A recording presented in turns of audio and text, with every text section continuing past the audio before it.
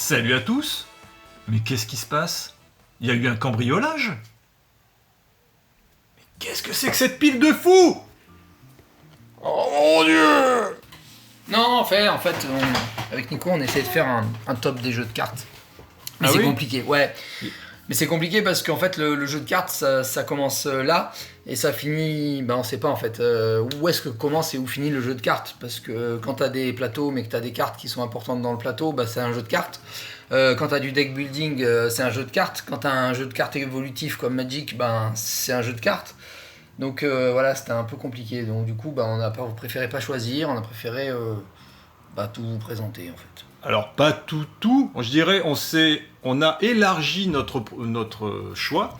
On a commencé à faire des choix comme avec Nico, on a fait le top de jeux de cartes. Donc c'était essentiellement que des jeux de cartes, donc un jeu qui repose que sur des cartes. Et au fur et à mesure, on s'est dit oui, un jeu, un tel, d'accord, il a un support plateau. On prend par exemple The Hunger, c'est tout con, mais The Hunger, ça reste un deck building. C'est que tu gères quand même essentiellement tes cartes. Alors c'est un peu plus de jeu de loi, où il y a... C'est quoi? Il y a des dés? Je me souviens plus. Il y a un dé pour se déplacer? Non, même pas. C'est des cartes. Non, tu te déplaces avec les cartes. C'est la vitesse.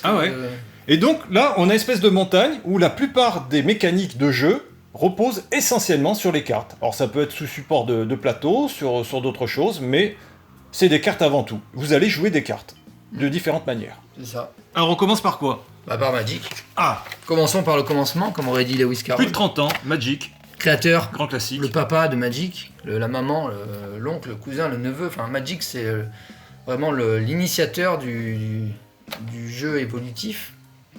C'est du jeu à collectionner. Ouais, du jeu à collectionner. C'est Richard Garfield, qui est d'ailleurs un grand ludiste et qui a fait beaucoup d'autres jeux après.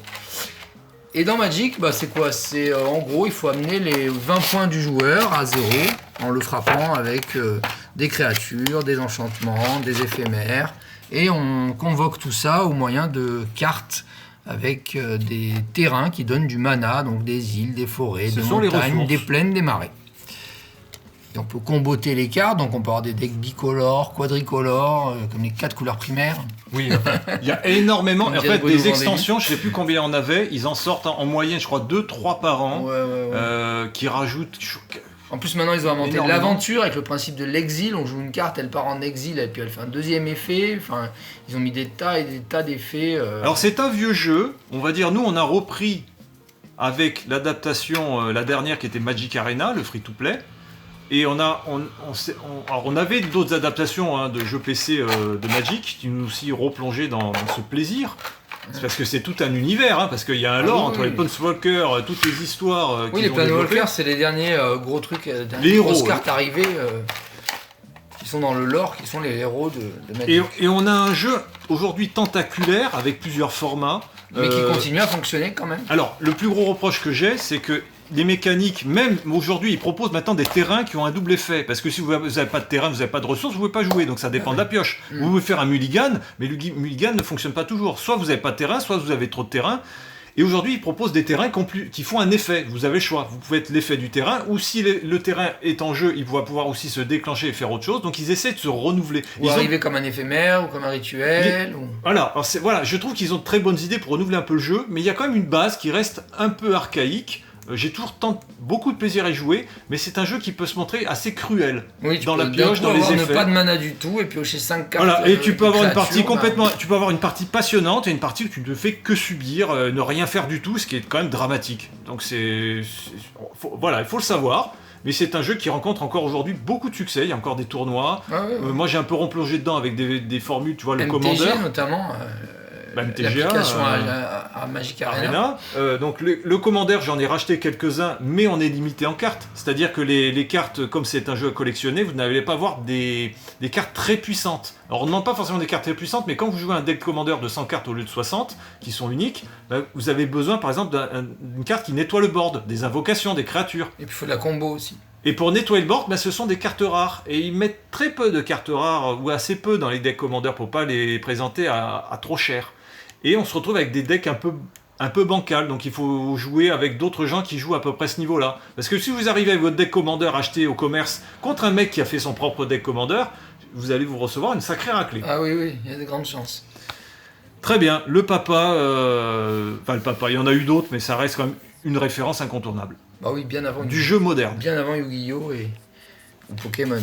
Et qui dit JCE dit aussi... Alors ça c'est l'évolution. Deck building. Le deck building, donc on a une rivière, on va acheter des cartes, et au fur et à mesure du jeu, on va se constituer, on va construire avec un deck qui est évolutif. Alors que dans Magic en The Gathering, ce n'est pas évolutif. Vous arrivez avec un deck que vous avez construit vous-même avec les cartes que vous avez choisies, alors que là, vous le construisez au fur et à mesure. Tout le monde commence avec les mêmes cartes. Et puis on joue toute sa main. C'est ça qui est bien aussi. C'est-à-dire qu'on n'a pas de problème de mana en soi, puisque dans les 10 cartes de notre deck, donc dans les 5 premières qu'on va jouer, il y aura forcément un petit peu de mana pour pouvoir acheter de nouvelles cartes dans la rivière, et ainsi de suite. Il n'y a jamais une partie de Starim où on se dit... Alors le papa du deck building que j'ai pris mais que tu n'as pas pris mais tu connais, tu as essayé. Dominion. C'est Dominion, de 2004 ou 2006. Excellent Dominion, ouais. Moi je me suis régalé sur la partie que j'ai fait avec toi. Ouais. C'est vrai qu'on avait passé un très bon moment, mais c'est un jeu, un petit aparté sur Dominion, que je ne sortirai pas de façon prioritaire. Ce ne sera pas mon premier choix. Tu vois, tu me pourrais présenter, est-ce qu'on joue à Hero Realms ? Ah bah j'aurais plus de plaisir immédiatement à jouer à Hero Realms qu'à Dominion. Parce que même si la Dominion proposition est peut-être exactement la même. compliqué avec le nombre d'extensions qu'il y a et tout, c'est peut-être plus aléatoire de sortir. Alors moi j'ai que le jeu de base, mais qui est déjà, il y a de quoi faire avec le jeu de base. T'avais pas des extensions aussi ? Non, j'ai pas pris d'extension. En plus, je sais pas. Et ce qui me pose problème aussi avec Dominion, c'est le côté, autant tu vois Hero Realms ou d'autres jeux de deck building, t'as souvent des cartes uniques. Tu vois Terraforming Mars ou d'autres où tu vas drafter, tu vas choisir tes cartes. La plupart, c'est un gros paquet de cartes qui sont uniques. Alors que Dominion, tu as un panel de plusieurs cartes que tu vas vider. Donc c'est pas un peu vieux, mais c'est moins sexy, c'est moins attirant. Moins vendeur. Moins vendeur. Qui dit Starim Frontier, donc là on retrouve le même principe que dans Starim, si ce n'est que c'est entièrement coopératif et qu'on se bat contre des monstres, des chefs qu'on va au fil d'une campagne attaquer et qui vont aussi nous attaquer à leur tour. Alors c'est le mode coop. C'est le mode coop. Comme il y a pour Hero Realms. Ça c'est de l'affrontement basique en 1 contre 1 ou 2 contre 2, enfin il y a un pour chacun. Oui. Et ça, c'est le mode coop. On est là pour poutrer du démon, enfin poutrer de la créature intergalactique. Il y a des démons galactiques là, on est dans Warhammer 40K là. Le démon, c'est là. La suite, ça me fait une excellente transition. Tu n'as pas pledgé et non. Ah là là. J'ai trouvé ça un peu cher. Oui, j'ai pas pledgé. Non, mais c'est vrai, c'était cher pour ce que c'était. Des cartes qui sont gentilles, mais... Voilà. Hero Realms, c'est le même principe que Starim. On a des cartes qui nous permettent de faire du mana. On a des cartes qui nous... Enfin, du mana, de l'argent, là, ces fameuses... il faut du fric pour acheter les cartes. Voilà, qu'on achète dans la truc. Et on a des petites flèches, des petites... épées croisées sur un bouclier qui sont de l'attaque. Ah oui, alors bon, la différence primordiale avec un Magic, c'est que vous n'avez pas de ressources à payer pour jouer vos cartes. Il faut juste avoir des sous pour acheter des nouvelles cartes pour mettre dans votre deck. Oui. Et après, on joue toutes les cartes. Du moins, dans ce jeu-là. Dans ce jeu-là. Hero Realms. Alors, quand même, un petit retour, avant de faire un classement, ton avis sur Hero Realms, moi, Star Realms. Hero Realms, Star Realms, j'adore. Enfin, j'en joue souvent avec mon petit garçon de 7 ans et demi, donc il a commencé il y a... pas loin d'il y a 2 ans. Il a commencé à 5 ans à jouer à Hero Realms, mine de rien. Qui est un jeu de 8 ans et plus, je crois. Mais bon. Qu'est-ce que tu préfères, Star Realms ou Hero Realms ? Il y a 2 écoles. Ah, écoute, moi, j'ai pas vraiment de préférence. J'aime... 12 ans et plus ? Ah ouais, putain, quand même. Non, Star Realms, moi, j'ai pas vraiment de préférence. J'aime les deux. Mon côté Star Wars, machin, me fait beaucoup aimer le Star Realms Frontier. Et mon côté fan du Seigneur des Anneaux me fait beaucoup aimer... Enfin, et notamment Conan aussi, me fait beaucoup aimer le Hero Realms. Donc voilà, je suis pas... Toi, c'est l'univers plus que la mécanique. J'arrive pas à choisir. La mécanique, je sais que Rémi, lui, il est plus Star Realms. Oui, pour une mécanique, Rémi apparemment, c'est un peu plus profond pour lui. Et Mathieu aussi préférait Star Realms à Hero Realms. Et donc là, on a le village perdu et la ruine de Tandar, qui sont... Standard, ou je sais pas comment on dit. Qui sont les 2 extensions de Hero Realms, pardon. Alors ce sont des extensions. Pareil, coopération avec une campagne. Et le but est de détruire des monstres, des boss. Alors ça a beaucoup de succès. Oui. Moi je l'ai déjà dit plusieurs fois en vidéo, je préfère la formule de base. J'ai également acheté l'acquisition des différentes classes. Parce qu'en fait, à la base on a un deck normal. similaires pour tout le monde, et on peut acheter des cartes qui vont nous différencier de deck comme une classe, quoi. Clerc, guerrier, voleur, archer et sorcier. Certains plus puissants que d'autres. Bon, le sorcier est un peu... Moi, j'ai joué beaucoup le sorcier, mais c'est vrai que c'est pas plus fort. Pas cheaté, mais bon, justement, au contraire, il est... Ah, tu le trouves cheaté? Non, dans le sens, au contraire, dans le sens surestimé. Enfin, je veux dire, il est pas excessivement efficace. Non. Plus efficace, on va dire, ça va être le guerrier. Le clerc est pas mal. L'archer, il est balèze. Dans les intermédiaires, l'archer et le voleur. Et dans les un peu moins bons, alors, le sorcier. Ça, je fais aussi une petite aparté, c'est que j'ai joué à l'application, à un moment donné, je m'étais gavé quand elle était sortie sur téléphone. Donc j'étais dans une activité où je passais pas mal d'heures dessus. Et l'archer, j'ai vu beaucoup de gens jouer l'archer. C'était quand même bien joué, avec les bonnes cartes, c'était assez violent. C'était Jean-Michel Larcher. Même si les autres peuvent aussi tout à fait se défendre. Oui, totalement. Hop. Qu'est-ce qu'on doit parler ensuite? De quoi on va parler? Allez, prends un jeu comme ça vite fait. Eh ben... C'est ce qui prend, ça. Qui surprend, pardon. Non, mais il y avait un qui était pas mal, mais je ne sais plus. Prends les premiers. Où il est. Bang, allez. C'était... Bon, on va prendre Munchkin, qui est un vieux jeu aussi. On en a parlé. 1988, je crois. Un peu plus, un peu moins. Je sais plus, mais en tout cas, c'est quand même assez vieux, Munchkin. Ouais, Munchkin, c'est quoi le principe? C'est quoi? On sort des cartes avec des portes, on sort des cartes avec des monstres, on combat les monstres avec des dés pour faire plus de force que le monstre qui sort pour pouvoir le vaincre. Il y a des cartes d'amélioration, d'équipement, il y a beaucoup d'humour. C'est vraiment bourré de... Toi, t'es sensible à cet humour? Ouais, c'est l'humour un peu à la... Comment il s'appelle celui qui avait fait... Disco World et tout ça, quoi. Terry Pratchett. Ouais. C'est l'humour un peu comme ça, un peu décalé. Voilà. Et ça se décline en différentes visions. Moi, j'ai le Munchkin. Ma grande sœur m'a prêté le Munchkin in Cthulhu, mais il y en a plein de différentes. Toujours au-delà de la description de la mécanique et autres, quel est toi ton point de vue personnel, ton appréciation? Moi, j'ai pas trop aimé. Alexis l'aime beaucoup. Alexis l'aime beaucoup, donc on continue à y jouer. Alors pourquoi? Parce que tu n'as pas aimé, mais pourquoi? Je sais pas, c'est le principe qui m'a pas... Il y a trop de cartes avec trop de trucs différents. Les cartes ont trop du sentiment, possibilités différentes d'action. De ce que tu me dis, c'est que tu n'avais pas assez de contrôle du jeu. C'était peut-être un peu aléatoire pour te jouer. Ouais, en fait, c'est des choses que tu pioches, donc tu vas... Voilà, Par exemple, je sais pas, moi, tu tombes sur sombre bouton de Subnigurat en pleine floraison qui plus est. Bon, ça, il y a l'humour, donc c'est drôle. Ouais. Petit clin d'œil. Mais par exemple, il dit niveau 16, ne poursuit aucun personnage niveau inférieur ou égal à 3, incident fâcheux, perdez 3 niveaux et vos chaussures. Parce qu'en fait, le but du jeu, c'est d'arriver à 10 niveaux. Le premier qui arrive à 10 niveaux a gagné la partie. Et il y a trop de cartes. Enfin, jouez cette carte dès que vous tirez une malédiction, vous affectez, cette dernière est infligée à un joueur de votre choix. Alors c'est quoi? C'est le côté aléatoire et très varié tout ça, C'est un peu le bordel. Ouais, en plus des fois le niveau de monstre, si on pioche ça, le niveau de monstre va monter. Donc par exemple un monstre à 16, du coup il est à 21. Donc pour le battre, c'est quand même plus chaud, quoi. Ouais. Par rapport à nos niveaux à nous de joueurs. Il y a beaucoup trop de texte aussi, je trouve. C'est pas très fluide, c'est pas fluide. D'ailleurs, je comprends pas comment Alexis aime, parce que quand il l'aimait, il savait à peine lire, il commençait à peine à lire. Et moi, ça m'aurait rebuté en tant qu'enfant d'avoir des palettes et des palettes de texte à lire pour jouer, quoi. Après, peut-être qu'il aime l'univers, je pense un peu. C'est peut-être l'univers qui lui plaît, c'est peut-être d'autres choses, je sais pas. Allez, le suivant. L'expédition. L'expédition perdue, un jeu de Pierre Sylvestre. Alors c'est pas Narak, hein. Ça n'a rien à voir. C'est pas Narak, non, c'est tout petit. C'est pas Arnak, en VO. Arnak, ça s'appelle en VO. C'est de très grandes cartes. Et en fait, c'est un jeu de programmation. C'est-à-dire qu'on va poser des cartes et on va faire ce que dit la carte. Vous remarquez que c'est slivé.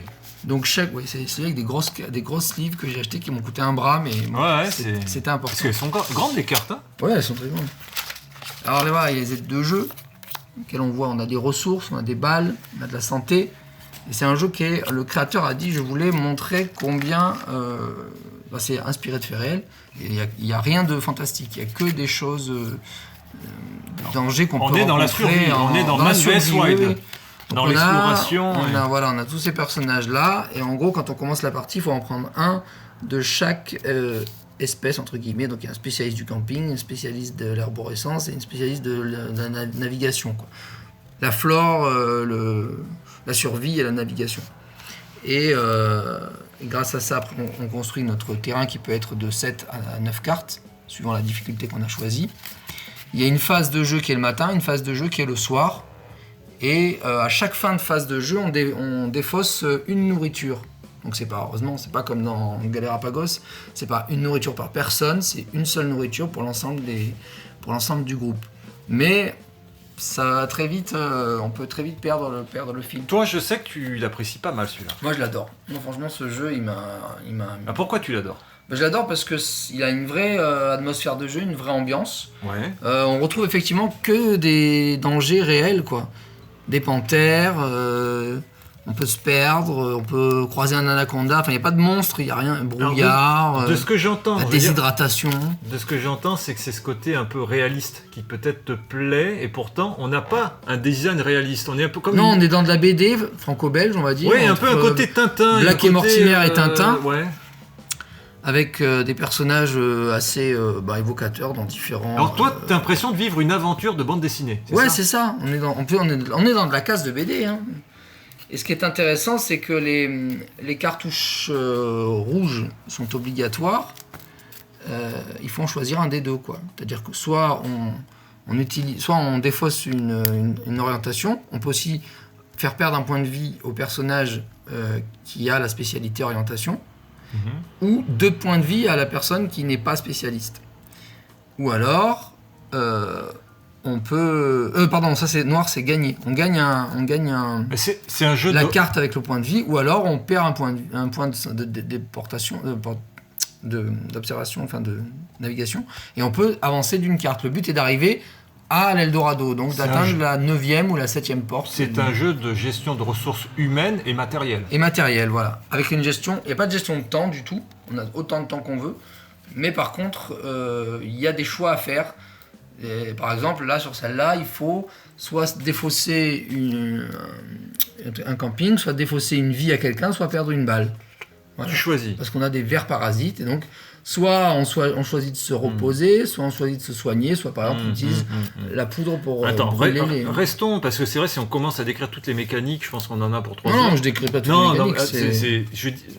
Toi, voilà, tu m'as présenté ce que tu appréciais dans cette formule, et Alexis, qu'est-ce qui, lui... Parce que lui, les BD franco-belges, il en a lu un petit peu ou... Lui, il a lu un peu Tintin, ouais. Ouais, et lui, il aime ça aussi, il aime bien, lui, je pense qu'il aime plus le côté... on vit une aventure, quoi, on se balade, voilà. C'est l'exploration, l'aventurier, le côté... C'est ça. On va dans la jungle et on essaie de survivre. Et ceux-là, je crois, les bleus, ils sont facultatifs, c'est-à-dire qu'on peut choisir de les faire ou de ne pas les faire.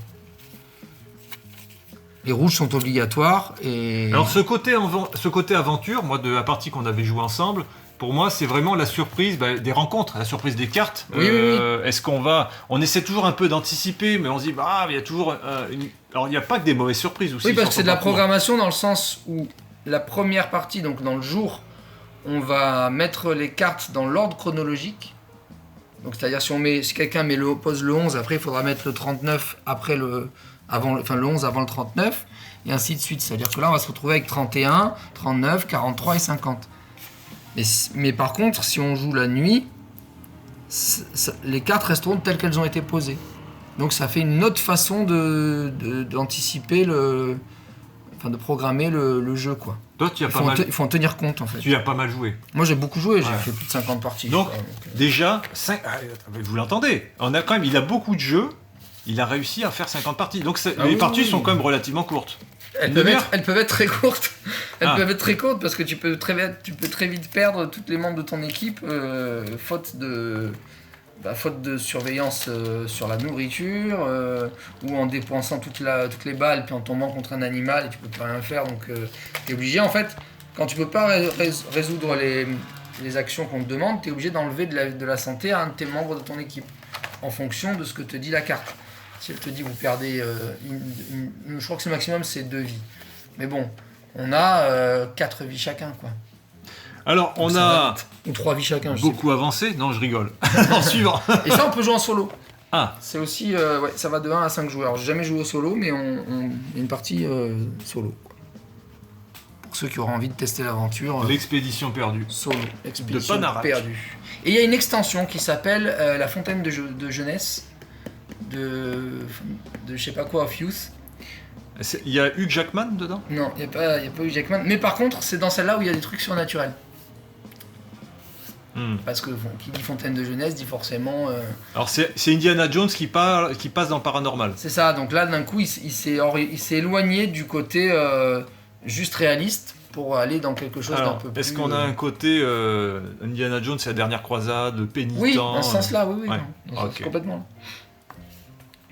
Bandida, qui est la femelle de Bandido. Le but, là, il est hyper simple. C'est du coop pur.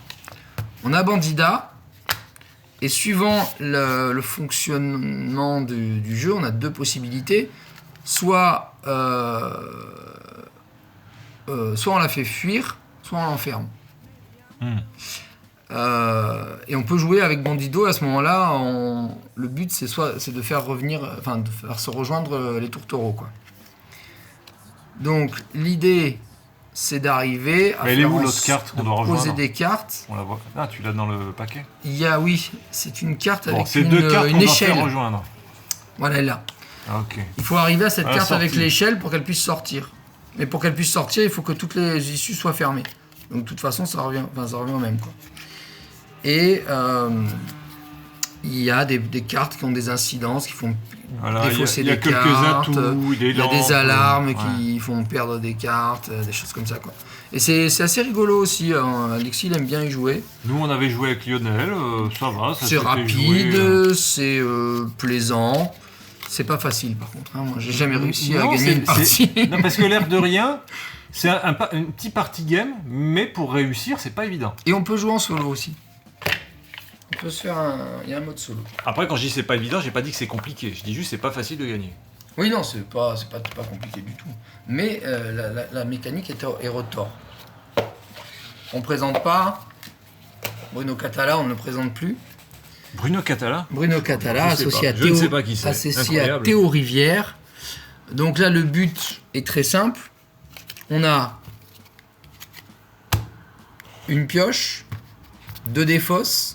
Vas-y, fais comme tu veux un petit tour, L'action parce que ça se joue très vite. peut être de piocher 2 cartes et d'en défausser une, celle qu'on veut pas par exemple, ou alors de prendre une carte ou l'autre dans la défausse.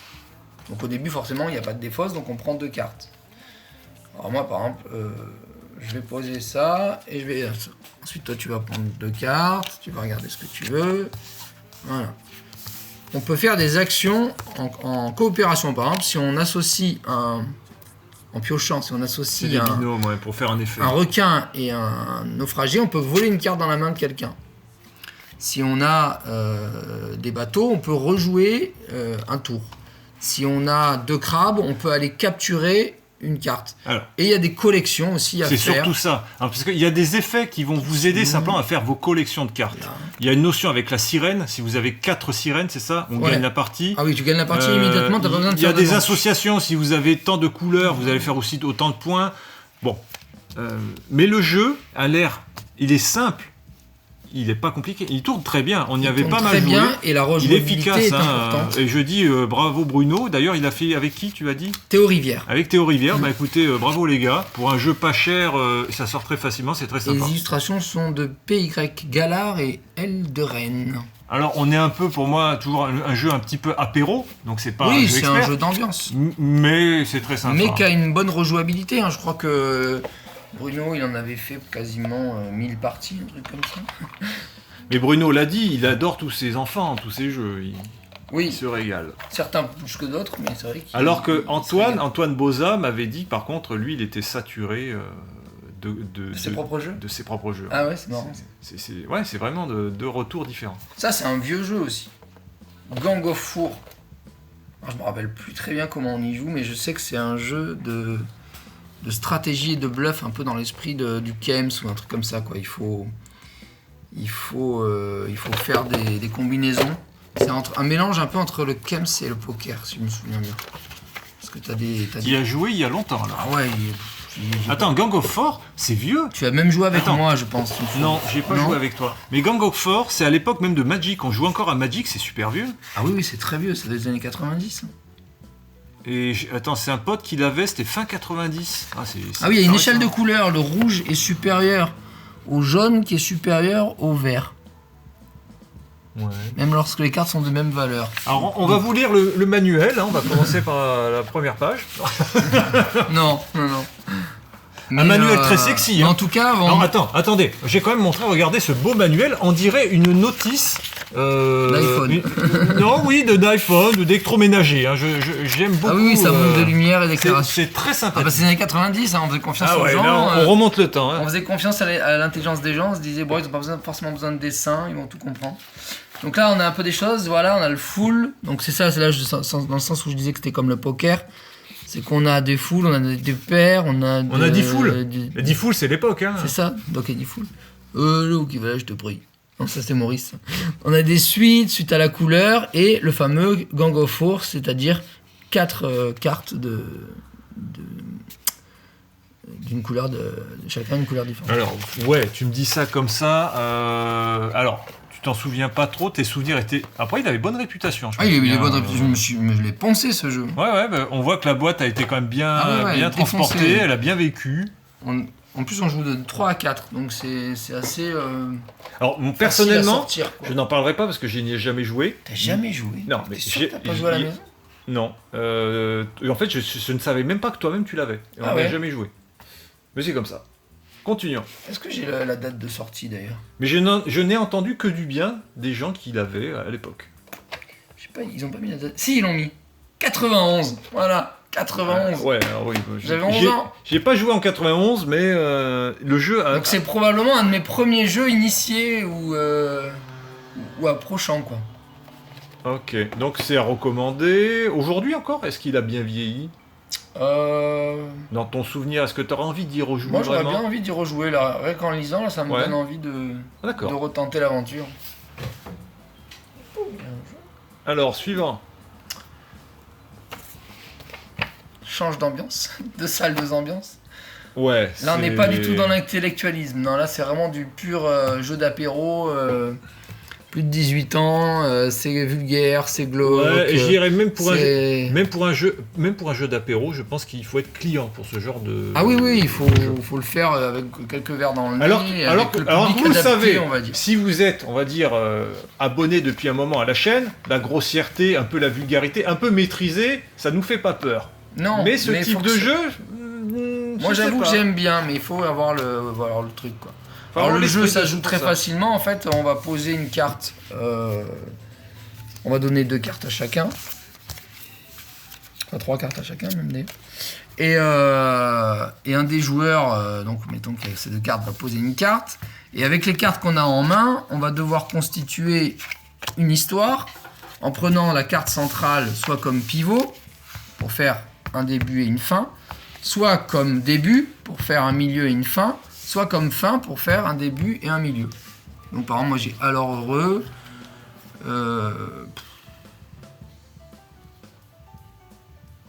Voilà, moi je remettrai un truc comme ça, tu vois. Vas-y, raconte-nous une histoire. On le met caché, voilà. Vas-y. Et je mets caché. Et toi, on va voir. Alors, fais voir ta. Attends, pardon, je l'ai mal mis. C'est comme ça pour moi. Voilà, et toi, qu'est-ce qu'on pourrait te faire raconter?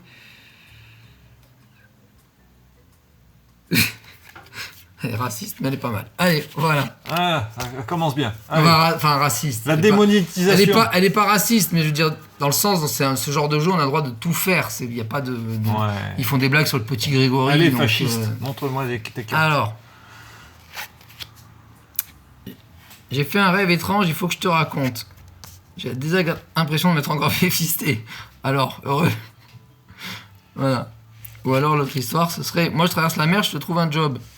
Alors, heureux. Désolé, on a déjà assez de problèmes ici. Ouais, c'est vrai que ça marche. C'est mignonné, quoi, voilà. Oui. Et donc, celui qui gagne, il gagne 1 point. Et la partie s'arrête une fois qu'un des joueurs, un des participants a gagné 3 points. Ça... Il y a plus de 500 cartes avec des différents styles, hein. Ça va de l'absurde au vulgaire en passant par Donc, le sexuel. Il y en a pour tous les publics. Il y en a pour tous les C'est vrai publics. que j'étais Après, il y en a un qui est genou, hein, qui est junior. Voilà, moi j'étais un peu médisant dans le sens où j'avais une approche particulière du jeu, mais ouais.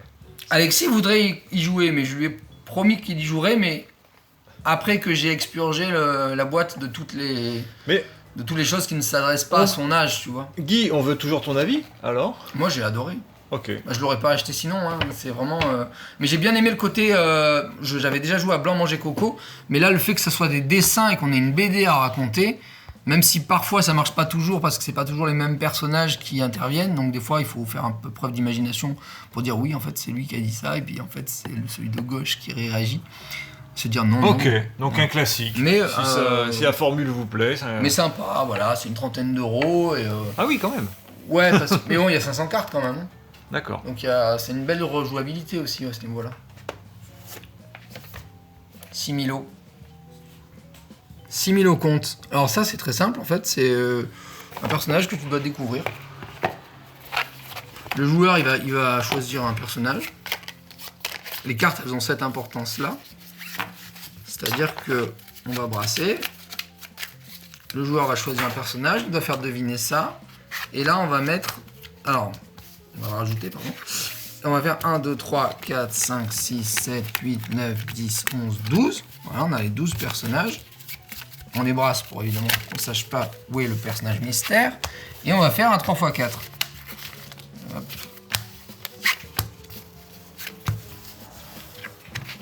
Voilà.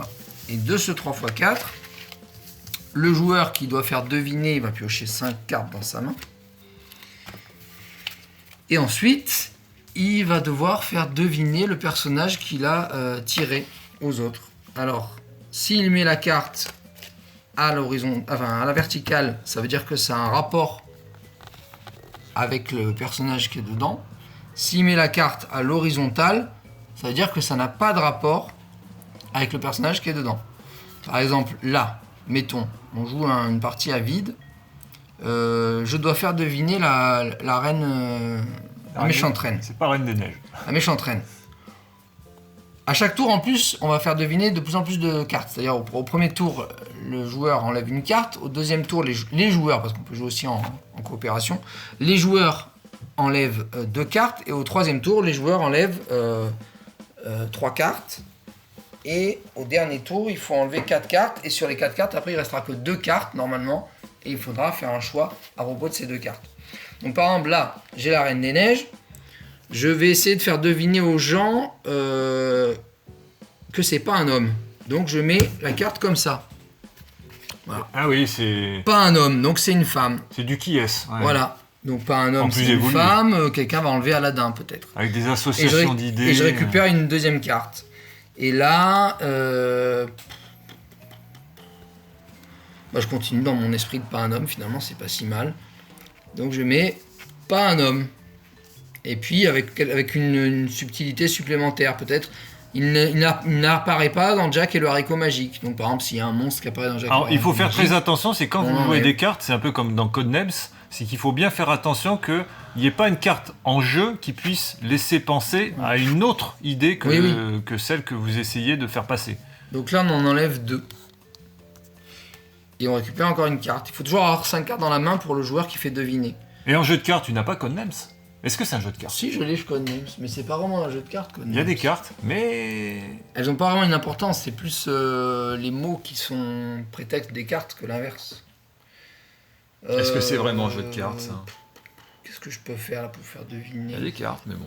C'est difficile. Le jeu est pas toujours très simple. Non, c'est pas facile. Mais ce qui est intéressant, c'est comme quand on avait la review de 13 mots, c'est qu'au fur et à mesure que tu joues, tu vas essayer de t'adapter, tu vas essayer de construire quelque chose, une idée, une association avec les personnes avec qui tu joues, pour avoir des résultats. Au départ, c'est compliqué, et au fur et à mesure, chacun va essayer de tendre l'un vers l'autre pour se faire comprendre. C'est con, mais... Là, par exemple, je vais mettre ça. Ça voudrait dire soit qu'elle apparaît dans Alice au Pays des Merveilles, soit que c'est une dame d'apparence vieille, quoi. Donc à ce moment-là, on peut enlever les 3 cartes, du coup, parce qu'à chaque fois, là, ça sera 3 cartes. Les 3 cartes qui ne correspondent pas, donc le génie, par exemple. Je récupère encore une carte. Et il me reste cela, et là, il va falloir que j'en enlève 4, il n'en restera que 2. Donc là, il faut bien choisir le dernier choix. Vous pouvez constater que c'est un jeu solo. Hein. Regardez, il s'amuse à découvrir la carte qu'il connaît. Non, là, c'est un jeu solo, mais en vrai, c'est pas solo. Justement, c'est marrant d'essayer de le découvrir en n'étant pas le... donc la reine... tu vois, par exemple, si c'était Peter Pan, je l'aurais mis comme ça, et Clochette. Bon, mettons qu'on fait deviner... Bon, est-ce qu'on enlève les 4, et il reste ces 2-là. Est-ce qu'on est obligé de faire une partie complète? Non, c'est pas une partie complète, je vais juste te montrer. Ok. J'enlève ces 4-là, et on dit que c'est dans Peter Pan. Ça veut dire que c'est dans Peter Pan, parce qu'on a dit que c'était pas un homme, donc ça peut pas être un homme. Donc c'est dans Peter Pan. Si vous dites que je suis un homme. Peter Pan, ben, il reste ces 2-là, donc du coup on retourne la dame, et on a gagné. Si par inadvertance, pendant la partie, on retourne la carte qui devait être celle qui devait être découverte, la manche est perdue. Il n'y a pas de retour possible. Parce que l'autre doit te dire, bah oui, mais moi je veux bien que tu retournes celle-là, mais c'est celle que je devais te faire deviner, donc t'as perdu. Aïe. Et là, sur le retour, il est très bon aussi. Je dois pas être loin des 50 parties aussi, parce que bah, pareil, ça se joue très vite. C'est ça se joue vite, et avec quasiment de 2 à n'importe 8, qui. De 2 à 8, hein, on peut jouer c'est vrai qu'on va être nombreux. Et en plus, à chaque fois que quelqu'un a fini le tour, on tourne, c'est-à-dire que celui qui a fait deviner devient celui qui fait deviner, celui qui va deviner, et ainsi de suite. Quoi. Alors, tout le monde passe au... Les jeux alors déjà, il a l'avantage de pouvoir se jouer à 2, parce qu'il y a des jeux où, comme le loup-garou de Tierceleux ou d'autres, on demande quand même une grosse équipe. Ah oui, là, tu peux quand même jouer à 2 et t'amuser. Mais c'est aussi un jeu, oui, alors s'il y a 8, tu te dis que si tu peux jouer à 8, bah, c'est que ça demande à pas être trop compliqué non plus, donc faut que ça tourne. Candidat suivant, Simone. Ah bah on le connaît celui-là. Dungeon Fitness. Donc comme vous l'avez pu le voir dans la vidéo de Nico, c'est quand même du jeu de cartes, mais pas que. Hein. On a eu le privilège et l'immense plaisir d'interviewer Jean-Charles Is, le créateur du jeu. On est allé dans son dojo. Si vous n'avez pas vu la vidéo, on vous la met ici en barre d'infos et puis sur l'écran. Alors le jeu, qu'est-ce que c'est? Vous avez fitness, vous avez donjon. Petite idée? Eh bien, vous avez bien compris, c'est un jeu qui mélange le dungeon crawler et le fitness. Alors, dans l'esprit de Munchkin, on va sortir des cartes, avec comme des portes, on va dire. Et de ces portes vont jaillir des monstres, et alors, Guy, on va devoir combattre. Guy, je te rappelle quand même qu'on a fait déjà une présentation du jeu. Oui, donc on n'a pas besoin d'en C'était dans le top jeu foufou. Dans le top jeu foufou, tout à fait. Donc vous pourrez aller voir dans le jeu top foufou. L'intérêt, il est là, il est de faire du sport et de combattre des boss, des monstres d'abord, de gagner des améliorations comme des shakers, comme des armes nouvelles. On a le droit qu'à une arme par combat, mais on peut tout à fait la choisir dans un cheptel d'armes assez conséquent qu'on aura dans notre inventaire, et puis surtout on peut choisir de défausser sa main pour piocher de nouvelles cartes avec des risques. Guy, je suis un peu inquiet, c'est que la pile reste énorme. Oui. C'est une grosse pile. Bon, tu conseilles le jeu? Je conseille le jeu. Et son extension qui peut se jouer à 2 en coop. Ce qui ne t'est pas proposé dans le jeu de base. Ce qui n'est pas proposé dans le jeu de base. D'ailleurs, vous verrez si vous allez voir la vidéo qu'on a fait Ah bah là c'est en live, voilà. Un peu quoi? Un peu chaotique avec Jean-Charles. Ah bah c'est le jeu aussi, ma pauvre Lucette. À 2 justement, dans le principe de l'égalité, la coopération. Clash of Deck. Oh, un jeu de Léon de Proust. Alors t'as la version de luxe, hein. Moi j'ai la version Ulteball. D'ailleurs j'ai même, je vais vous montrer. Hop. J'ai même le petit cartonné là. Il a des étuis péniens, voilà. C'est incroyable. Merde, j'ai pris les deux mêmes. J'ai pris deux trucs mâles et une femelle. Voilà. En fait, on a donc 9 cartes. On a aussi un petit tapis qu'on va mettre d'ailleurs en face. Alors, est-ce qu'ils sont assez grands pour jouer à Dungeon of Fitness? Je sais pas. Je pense tu mets un genou sur chaque tapis.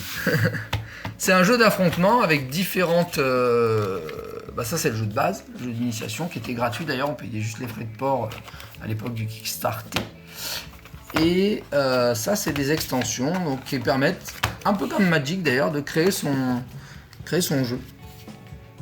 Le but étant d'avoir un certain nombre de points de création du deck. Alors oui, c'est pas un deck building. Le deck n'évolue pas en cours de partie. Hein. Le deck est construit comme à Magic, la base. Voilà, c'est préconstruit. Et en gros, il faut avoir, je ne sais plus exactement si c'est 40 ou 50, mais il faut avoir un certain nombre de points dans le deck pour pouvoir avoir un deck équilibré.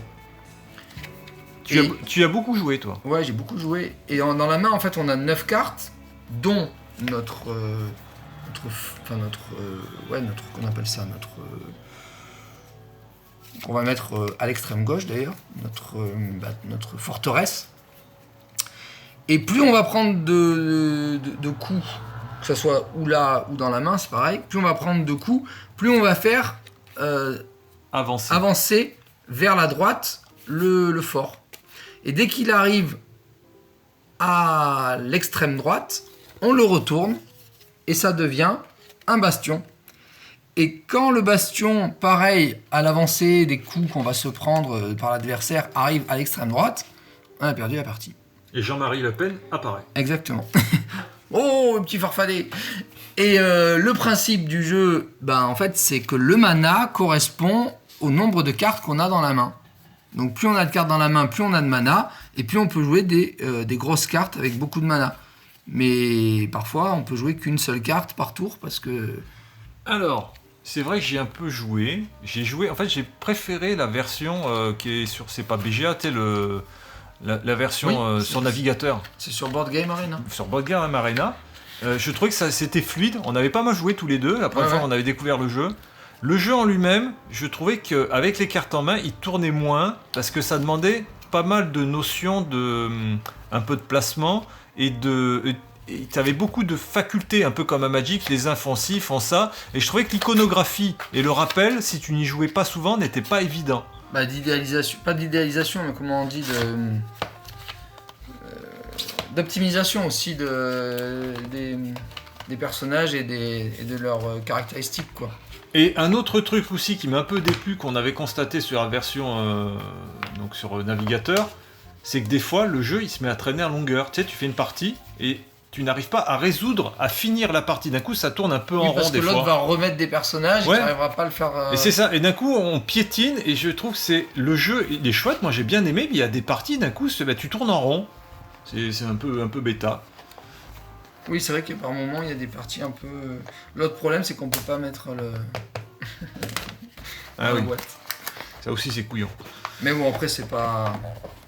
Alors, et toi, ton ressenti globalement, parce que là j'ai exprimé mon opinion. Moi je l'aime bien et je sais qu'Alexis l'aime bien aussi. Alexis il a bien kiffé. D'ailleurs à la base c'était un peu pour lui aussi que je l'avais acheté. Alors il faut dire aussi, comme tu l'as mentionné tout à l'heure, tu avais le deck qui était quasiment gratuit.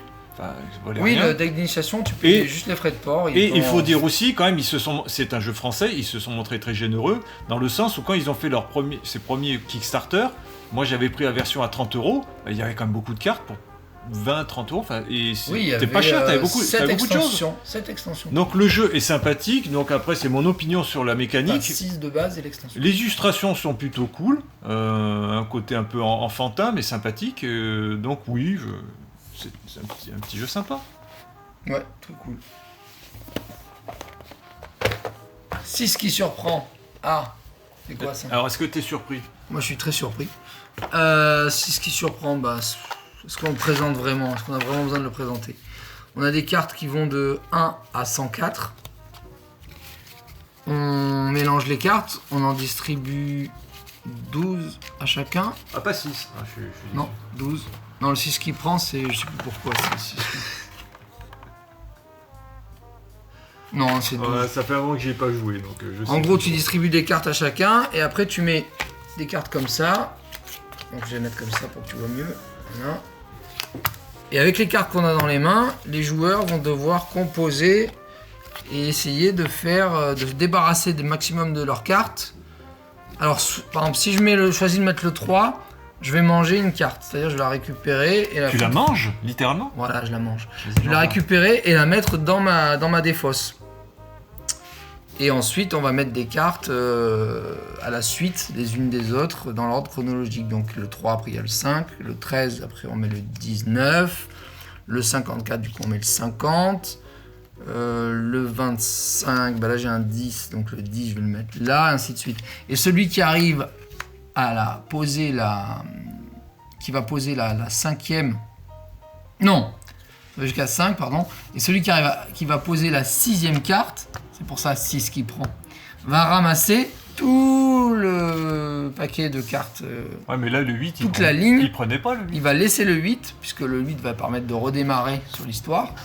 Et les 5 autres cartes, il va les mettre dans sa défausse. Et à la fin de la manche, on compte le nombre de petites vaches qu'il y a sur les cartes. Et ça fait le nombre de points qu'on perd, que chacun va prendre. Donc des fois, si on se retrouve bien, il y a 0, des fois il y a 1 ou 2 vaches, et des fois il y a 60, non peut-être pas 60, mais je crois que le mieux qu'avait fait Alexis c'était 30 vaches. Donc conclusion, vous aimez les vaches et les mathématiques, achetez le jeu. Achetez le jeu, bien sûr, si vous aimez les vaches et les mathématiques, surtout que dans la version qui surprend, il y a aussi des petits bonus, des petites cartes spéciales. Elle permet par exemple de mettre 7 cartes au lieu de 6 avant de ramasser. Donc ça permet un petit peu de chance. Celle-là, elle permet d'inverser 2 cartes en colonne. Ouais. Celle-là, elle permet de mettre une carte... si par exemple, il y a le 6 et le 7 qui sont posés, on a un 5, on peut inverser les cartes et poser le 5 au lieu d'aller derrière.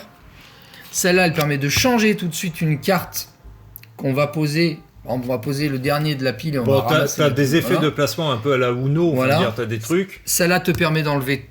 Mais tu vas pas nous faire toute la liste, mon sang. Non, je fais pas toute la liste. Mais celle-là permet d'enlever un nombre de vaches. Et celle-là, il y en a pas beaucoup. Celle-là permet de rajouter. Bon, bah vas-y, fais tout. Une colonne. Non, ça là c'est stop. Voilà, stop, parfait. Ton avis personnel? Mon avis personnel, c'est que c'est un excellent jeu d'apéro, pareil, d'ambiance. On peut enchaîner les parties, mais ouais, ça va vite. Ouais. Hyper facilement. On peut jouer de tous les âges possibles. J'ai joué avec des enfants de 4 ans qui commencent qui sont un peu aidés, mais de 4 ans jusqu'à 83 ans, ma mère, mon père. Même mon père, il a réussi à jouer une partie. Bon, ça n'a pas trop aimé, mais il a joué une partie. Alors tu dis même ton père, mon père, c'est pas un gamer. Mais non, mais voilà, c'est pas même ton père comme s'il n'arrivait pas à calculer, c'est juste c'est pas son truc. C'est pas un gamer qui n'aime pas les jeux. Mais lui, il aime quoi ton père solitaire. Déjà? Il aime le solitaire. Il est très fort au solitaire. Il joue toute la journée au solitaire et je crois qu'il est dans les meilleurs mondiaux d'internet d'ailleurs. Mais donc c'est pas le 6 qui surprend qui lui ferait peur, c'est juste qu'il a pas envie. Non, c'est juste que voilà, c'est pas sa cam. Mais même lui, même papa, on a réussi à l'intéresser au jeu. C'est un peu dans l'esprit des The Mind, des trucs comme ça, quoi. C'est des jeux assez faciles d'accès, mais qui demandent une petite réflexion, ouais, un petit... Bon, cette pile est toujours là, hein. J'ai toujours peur. Hein. Oh là là là. Bah oui, elle est toujours là. Oh. Mais elle se vide petit à petit. Ouais, avec des petites boîtes. Bon, allez, continuons. Attends, Citadel. Oui. Citadel. Un vieux jeu aussi. Un vieux jeu, Citadel. Citadel, je crois que c'est 2000 et des brouettes. C'est moins... ça reste quand même début 2000. On est dans du 2000, 2003, 2005, un truc comme ça. Bon, moi j'ai la version 3ème édition quand même. Hein. Il y a la 4ème. Il y a eu une première édition. La version 4ème édition, c'est la même, sauf qu'elle est en carré au lieu d'être en triangle. Ah bah ça change tout. Et qu'il y a l'extension, parce que l'extension, c'est pas rose noir, mais c'est un truc comme ça. L'extension... Elle est déjà dedans dans celui-là aussi. Attends, l'extension rose noir. Non, c'est pas rose noir, c'est... Citadelle noire. Bon, je sais plus. Elle permet de nouveaux personnages et de... Cité sombre, voilà. Ah, Cité aucun sombre. Rapport. Mais sombre. C'est les rose noir édition qui t'a perturbé. Ouais, c'est ça. Ils sont identifiables par l'étoile blanche figurant sur leur carte. Oui, donc en plus on peut les trier, c'est ça qui est bien. Donc il y a des lieux et le but du jeu c'est de poser 8 bâtiments. Et à chaque tour en fait on va avoir un rôle masqué de personnages allant de... ils sont là. Allant de l'assassin jusqu'au condottière avec des facultés et des ressources différentes. Par exemple, l'assassin peut assassiner un personnage. Ah, ça c'est surprenant. Mais le voleur peut voler un personnage. Un voleur peut voler? Et par contre, le magicien échange des cartes non pas avec un personnage, puisque c'est un rôle caché, mais avec un joueur. C'est pas un voleur un peu le magicien? Un peu. Il va dire je choisis toi par exemple, et pas ton personnage. Et si un personnage est tué, il peut pas jouer. Il doit attendre le tour prochain. Et celui qui a le roi peut choisir son personnage. Alors il y a des petites pièces aussi, des ressources. Il y a des pièces qui sont là. Donc avec rôle. Très belle pièce. Très bel objet. Ouais, c'est pas juste du petit carton. Très bel objet Maryse. Non, c'est du plastique. Je crois même qu'il y a une version avec des louis d'or en métal. Des vrais louis d'or, en or. En or. Bien évidemment. Alors et toi alors? Moi j'adore. Je veux dire, d'ailleurs tu vois, pareil, la boîte elle est dégueulasse. Elle est défoncée. Alors, je pense que c'est un des jeux sans doute que tu as le plus joué avant de te relancer réellement dans le jeu de société moderne. Oui, si je devrais prendre les 3 jeux que j'ai le plus Gang joué, of Four. C'est Gang of Four, celui-là, et Pirate. Mais Pirate, il n'y a pas vraiment de cartes. Il y a des cartes dans Pirate. Pirate. Enfin, Barbe Noire. Chaque fois je dis Pirate, mais c'est Barbe Noire. Ah, ben, la vraie vie des pirates. Barbe Noire, on était vraiment gamin. C'est un jeu classique. Un grand classique. 92 Barbe Noire. Je pensais que c'était plus vieux. Je crois. Ah bon? T'es sûr? Je vais dire ça parce que je l'ai. Hop. Bon, alors un jeu de cartes. L'As d'or 94. Ah ouais. Donc 93. Il est sorti en 93. Putain, je pensais que j'en étais gamin, mais il était cool ce jeu. Ah bon, on était gamin. Ça me donne envie. Mais non, mais en jeu de cartes, qu'est-ce qu'il fait? Non, mais je regarde s'il y a des cartes. Oh là là, on n'a pas assez de jeux, il en rajoute. Il y a un peu des cartes, ouais. Ouais. Mais le gros de l'aventure, c'est pas ça. Le gros de l'aventure, c'est des dés qui te permettent d'avancer et de combattre des bateaux. Il est toujours édité Je sais pas. Parce que c'était quand même classique. Peut-être qu'il vaut des millions sur Ocasio. Est-ce que ça te donne pas envie d'y rejouer? Ah mais grave, j'ai trop envie d'y rejouer. Et Alexis voulait y jouer aussi à un moment donné. Mais c'est trop cool de jouer des pirates à Barbe Noire. Bang. Alors non, ce n'est pas un sextoy. C'est la version ultra collector. Oui, vous avez remarqué, depuis tout le temps que vous me connaissez, vous avez remarqué que j'aime bien les trucs collector. J'ai cru que t'aimais bien autre chose, mais d'accord. C'est la version ultra collector avec la même l'étoile de shérif. C'était un groupe, les années 70, ça s'appelait Sheriff. C'était number one. C'était number one. Et petite allusion pour ceux qui ont la référence.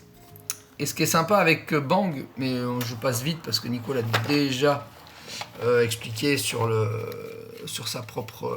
Nico Bouvier l'avait déjà expliqué sur son propre... Mais pas du tout. Non. Il a dit qu'il n'y avait jamais joué. Ah bon? Ah bah alors. Bon, et en plus, t'avais même mis un commentaire comme quoi c'est quelle indignité. Enfin bref. Ah bah oui, je m'en rappelais plus. Bah fucking indignité, évidemment. Dans Bang, on a des personnages différents. À rôle caché, pareil, on a un shérif. Ah, on peut jouer à 8, donc ça peut changer... ou 7, pardon. Donc ça peut changer la donne. On peut même jouer à 3. Sauf qu'à 3, on n'aura pas de rôle caché. À 3, on aura le shérif, l'adjoint et le hors-la-loi.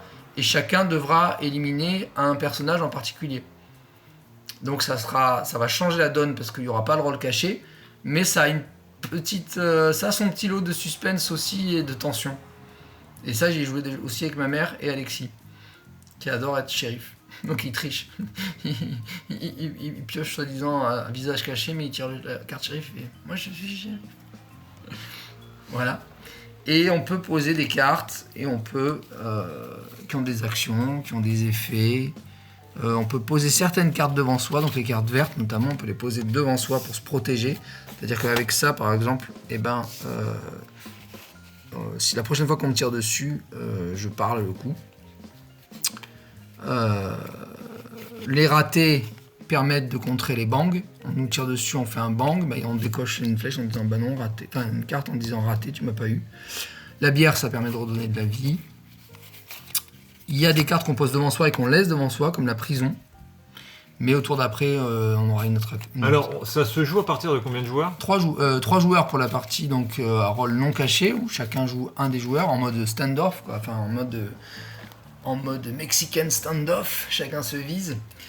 Ou alors à partir de 4 joueurs pour les rôles cachés. Donc 4 joueurs, on aura un shérif, un renégat et 2 hors-la-loi. Et la seule personne qu'on connaît tous et que tout le monde connaît, c'est le shérif. Alors, c'est un jeu que tu apprécies. Le but des renégats est de tuer à la fois les hors-la-loi, enfin de blesser à la fois les hors-la-loi et le shérif pour tuer tous les hors-la-loi et terminer en mano-mano duel face au soleil avec le shérif. Et les hors-la-loi de leur côté doivent tuer le shérif. Donc dès qu'ils ont tué le shérif, ils ont gagné. Et l'adjoint, lui, il protège le shérif et son but évidemment c'est de faire en sorte que le shérif reste en vie. Et le shérif, son but, c'est de rester en vie. Ok. Donc c'est un jeu qui fait partie pour toi des classiques que tu aimes bien sortir régulièrement. C'est un jeu que j'aime bien dès que des gens me réclament un jeu à rôle caché qui soit pas trop contraignant, dont la partie s'apprenne en peu de temps, en 5 minutes, quoi, 5-6 minutes. Et ça, j'ai déjà joué à 8 et c'est monstrueux. Enfin, c'est vraiment excellent. Et d'ailleurs, j'ai dans la version de luxe, il y a l'extension High Noon, l'extension Fistful of Cards et des personnages nouveaux comme le Père Noël, Klaus Santa. Qui n'est pas une ordure. Klaus le Enfin, Saint. si. Non, Vraiment, il a une tête d'ordure. il pioche autant de cartes que de joueurs, plus un, et il en garde 2 et il en distribue un à chaque joueur. Donc c'est une sorte de personnage un peu, pas un peu cool, quoi. Ouais, un peu bonus, quoi. Il fait des cadeaux. Et dans High Noon, on va piocher des choses qui vont influencer la partie en cours. Donc par exemple là, chaque joueur perd un point de vie au début de son tour. Donc c'est une espèce de pas de timing, mais de comment dirais-je, pas de condition de victoire, mais au contraire, ouais, c'est un espèce de truc qui va rythmer le jeu et qui va nous donner plus de sueur froide que de... Et là pareil, c'est des choses qu'on met en avant. Durant sa phase 1, chaque joueur montre la seconde carte qu'il a piochée, il doit la jouer durant sa phase 2 s'il le peut. Voilà, donc il va y avoir à chaque fois des événements, des actions différentes qui vont apporter un peu plus d'inattendu et un peu plus de suspense dans la partie. Alors, on va arriver à l'heure de tournage. On a 1 heure déjà. Eh ben dis donc. Et vu tout ce qui reste, je me dis, bon, on va essayer de le faire en 2 fois, hein, mais on est quand même encore ambitieux, hein, on est un peu généreux. C'est la chaîne, hein, nous sommes des gens généreux. Et je pense que vous devriez l'acheter. Ah. Si vous aimez en tout cas les westerns, si vous aimez les duels face au soleil, si vous aimez... en règle générale, l'Ouest sauvage américain.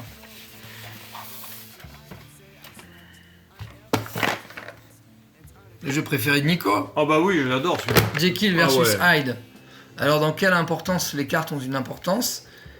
Et ben en fait elles réglementent un peu tout le jeu. Pour notre test développé, je vous renvoie à est-ce que Dr Jekyll est un jeu pervers? Vous aurez toutes les réponses à vos questions. On a même fait une partie aussi, très beau en tout cas, magnifique sculpture. Et ben c'est un peu comme un Gang of Four ça d'ailleurs, puisqu'il y a des couleurs différentes et qu'elles vont avoir une importance suivant laquelle est jouée en premier. Par exemple, si je joue une carte verte en premier, et ben l'importance va être la verte, c'est la plus basse, et tout ce qu'il va y avoir au-dessus lui sera supérieur. Oh bon sang, ça. Oh. Et ils ont des effets de gestion différents.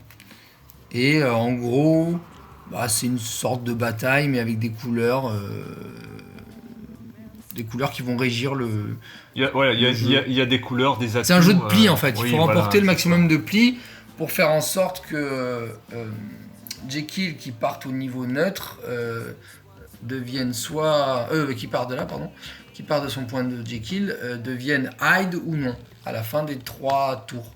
Une fois qu'on a fini de jouer, quelle personnalité va prendre l'ascendant sur l'autre? On inverse et l'autre joueur fait Hyde et voilà. Et le but c'est une sorte de tir à la corde quoi. Si on parvient ici, on a perdu, et si on reste dans la partie bleue ou dans la partie conflictuel, mais pas rose, pas de transformation immédiate de Hyde, on gagne. Voilà. Un jeu à recommander ? Moi je l'adore. Il l'adore, c'est son jeu préféré. Oh, pas loin. Non, mais c'est un jeu... Qui a beaucoup joué avec Alexis, avec... Avec Alexis, on a énormément joué. J'ai joué avec ma mère aussi une fois. Par contre, c'est un jeu qu'à deux, hein. On peut pas y jouer à plusieurs. De par le principe, justement, de l'affrontement duel. Par le thème, on peut pas y jouer à deux. Un jeu de John Hill, et les illustrations sont de Vincent Dutré, donc on adore le trait. On adore son travail. Quoi d'autre? Toulouse. Bon, on en a parlé de celui-là. Rims. Comme Star Rims, comme Hero Rims, mais avec un univers Toulouse. On passe vite. On passe en a vite. parlé, c'est bon. Achetez-le si vous aimez Toulouse. Et Hero Rims. Et Hero Rims. Mais après, moi j'avais ma petite réserve où je trouvais ça quand Et même... rien n'est écrit, du coup, c'est peut-être. C'est moins fluide. Le fait qu'il y ait que des dessins, c'est peut-être un peu plus compliqué pour les gens qui. Il y a une proposition un peu plus évoluée, mais bon. Oui, mais... Galerapagos. Ah, Où est-ce qu'elle joue les cartes? Bon, elle joue pas extrêmement parce que c'est quand même plus des boules qu'on va tirer. Ah oui, c'est vrai que c'est plutôt les boules. En traversant. Mais les cartes, le jeu qui vous donnera les boules. Je vous les montre quand même, elles ont un peu une importance. Il y a des cartes dans un bateau. Ouais, c'est les ressources. On va ramasser et qui vont donner soit des voix lors du vote, c'est une sorte de Koh-Lanta en fait. Soit des rations d'eau, soit des armes, soit des moyens de se défendre des armes. Alors c'est vraiment côté jeu de cartes dans le sens où ce sont les ressources, les cartes que vous allez avoir en main qui vont faire la différence. Oui, mais après on n'est pas obligé d'avoir des cartes en main, on peut... Parce que là c'est les cartes, on commence avec 2 cartes, je crois, chaque joueur. Mais par contre les autres cartes elles sont dans le bateau. Et il vaut mieux construire le navire, vaut mieux construire des radeaux pour les joueurs en pêchant, en allant chercher de l'eau ou en allant chercher du bois que de piller l'épave, si vous voulez rester en vie. Bon, alors Et il y a ça aussi.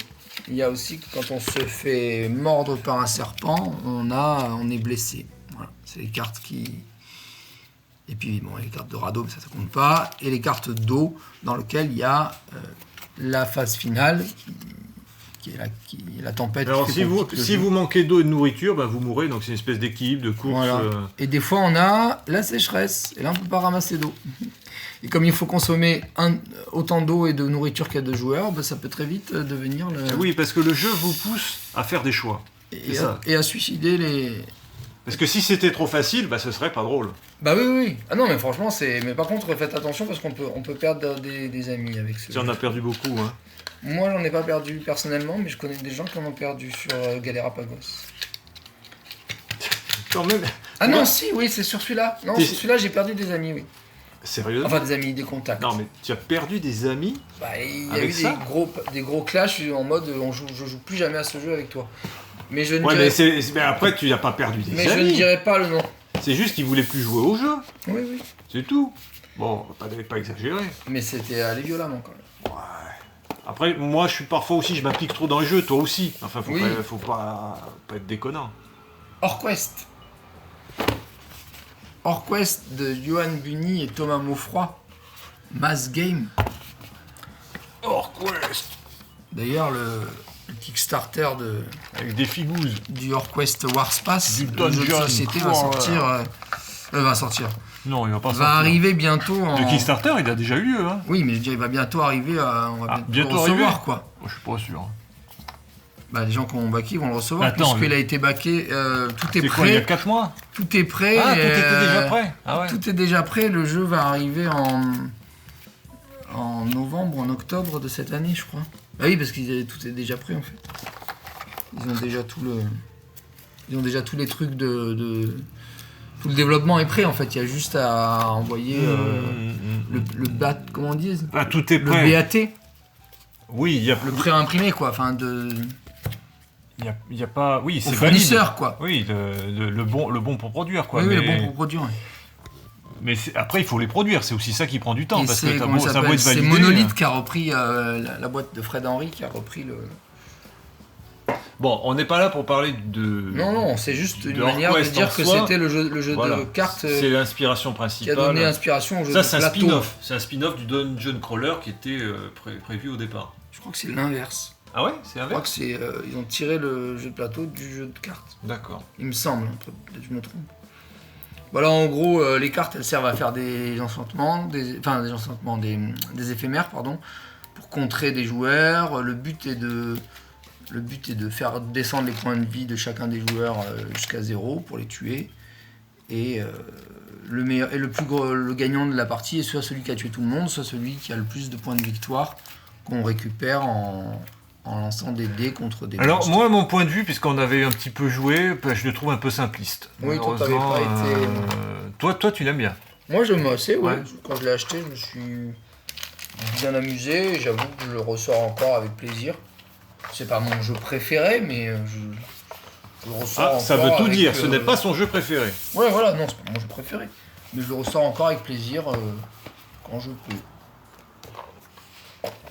Celestia. Un jeu de Aaron Weisblum. Et là, les cartes, elles ont une autre importance. C'est qu'en fait, on va affronter on appelle ça. On va affronter des éléments, ouais, des événements avec les dés. Soit des oiseaux électriques, soit des pirates, soit un orage. Et il va falloir défausser. Chacun à son tour, un joueur va être le capitaine. Et il va devoir défausser des événements, des cartes d'événements, pour autant qu'il y a de dés qu'il va lancer. Attends, on va donner un exemple rapide. Regarde, Oui. sors les dés, tu vas voir, ça va être très simple. Pour sauver son équipage qui est monté dans la bord Lance les dés, tu vas voir. Tu vas faire un petit exemple en lançant les dés, d'un tout bateau. bête. Un Voilà. très beau bateau. d'ailleurs. Donc on progresse de carte en carte, comme ça. Et en fait, on a différentes maisons et sur On a les chaque personnages sur le vaisseau. Sur chaque maison, il y a un nombre de dés. Par exemple, le 25, c'est la fin, mais sur le premier niveau, il n'y a pas de dés, donc on passe du premier niveau tranquillement. Pouf, voilà. Au niveau 2, il y a 2 dés, donc il faut lancer 2 dés. Voilà, donc plus on lance de dés, plus on a de défis à relever, sauf si ça tombe sur du blanc. Cartes chacun, je ne dis pas de bêtises. Je crois que c'est Donc ça. là, admettons, je suis sur une case à 4. Allez, je fais une case à 4. Hop, qu'est-ce que je dois résoudre? Il y a un blanc qui compte pas, mais je dois avoir... Dans le groupe, on doit dépenser 2 cartes pirates et une carte météorologique. Regarde, ce serait ça. C'est ça? Là, ouais, c'est ça. Ok. Non, pas dans le groupe. Celui qui est le capitaine. Mais il faut lui donner les cartes pour qu'il... Non, c'est- il doit les jouer de lui-même. Et on doit penser à ce qu'il va réussir à jouer. Du coup, on reste dans le bateau. On se dit, est-ce qu'il va pas Ah, réussir on à peut jouer pas l'aider, c'est vrai. Et du coup, Oui, tu j'avais descends. zappé. Si, il y a des cartes qui permettent d'aider, mais elles sont très rares. Ouais, C'est ouais. des éphémères. C'est un petit quoi. bonus, ouais. Et on peut descendre. Et on peut descendre et abandonner C'est- le navire. quoi. C'est du stop et encore. Et on ramasse des petites cartes qui correspondent à chacun des lieux qu'on traverse et qui vont donner. Et donc on fait plus de un points si on point arrivait de plus loin victoire, que 2 les points de autres. victoire, voilà. Et on a plusieurs manches pour faire ça. Bah, ce qu'on a fait avec Vince et Marie-Laure, bah, on avait passé la soirée là-dessus. Ça tourne bien. Ouais. C'est pas, on va dire, c'est pas très compliqué, mais ça crée une ambiance. On se crée des petites histoires et on passe un bon moment. Non, c'est agréable. Oui, et puis il y a un vrai système d'affrontement. Enfin, je veux dire,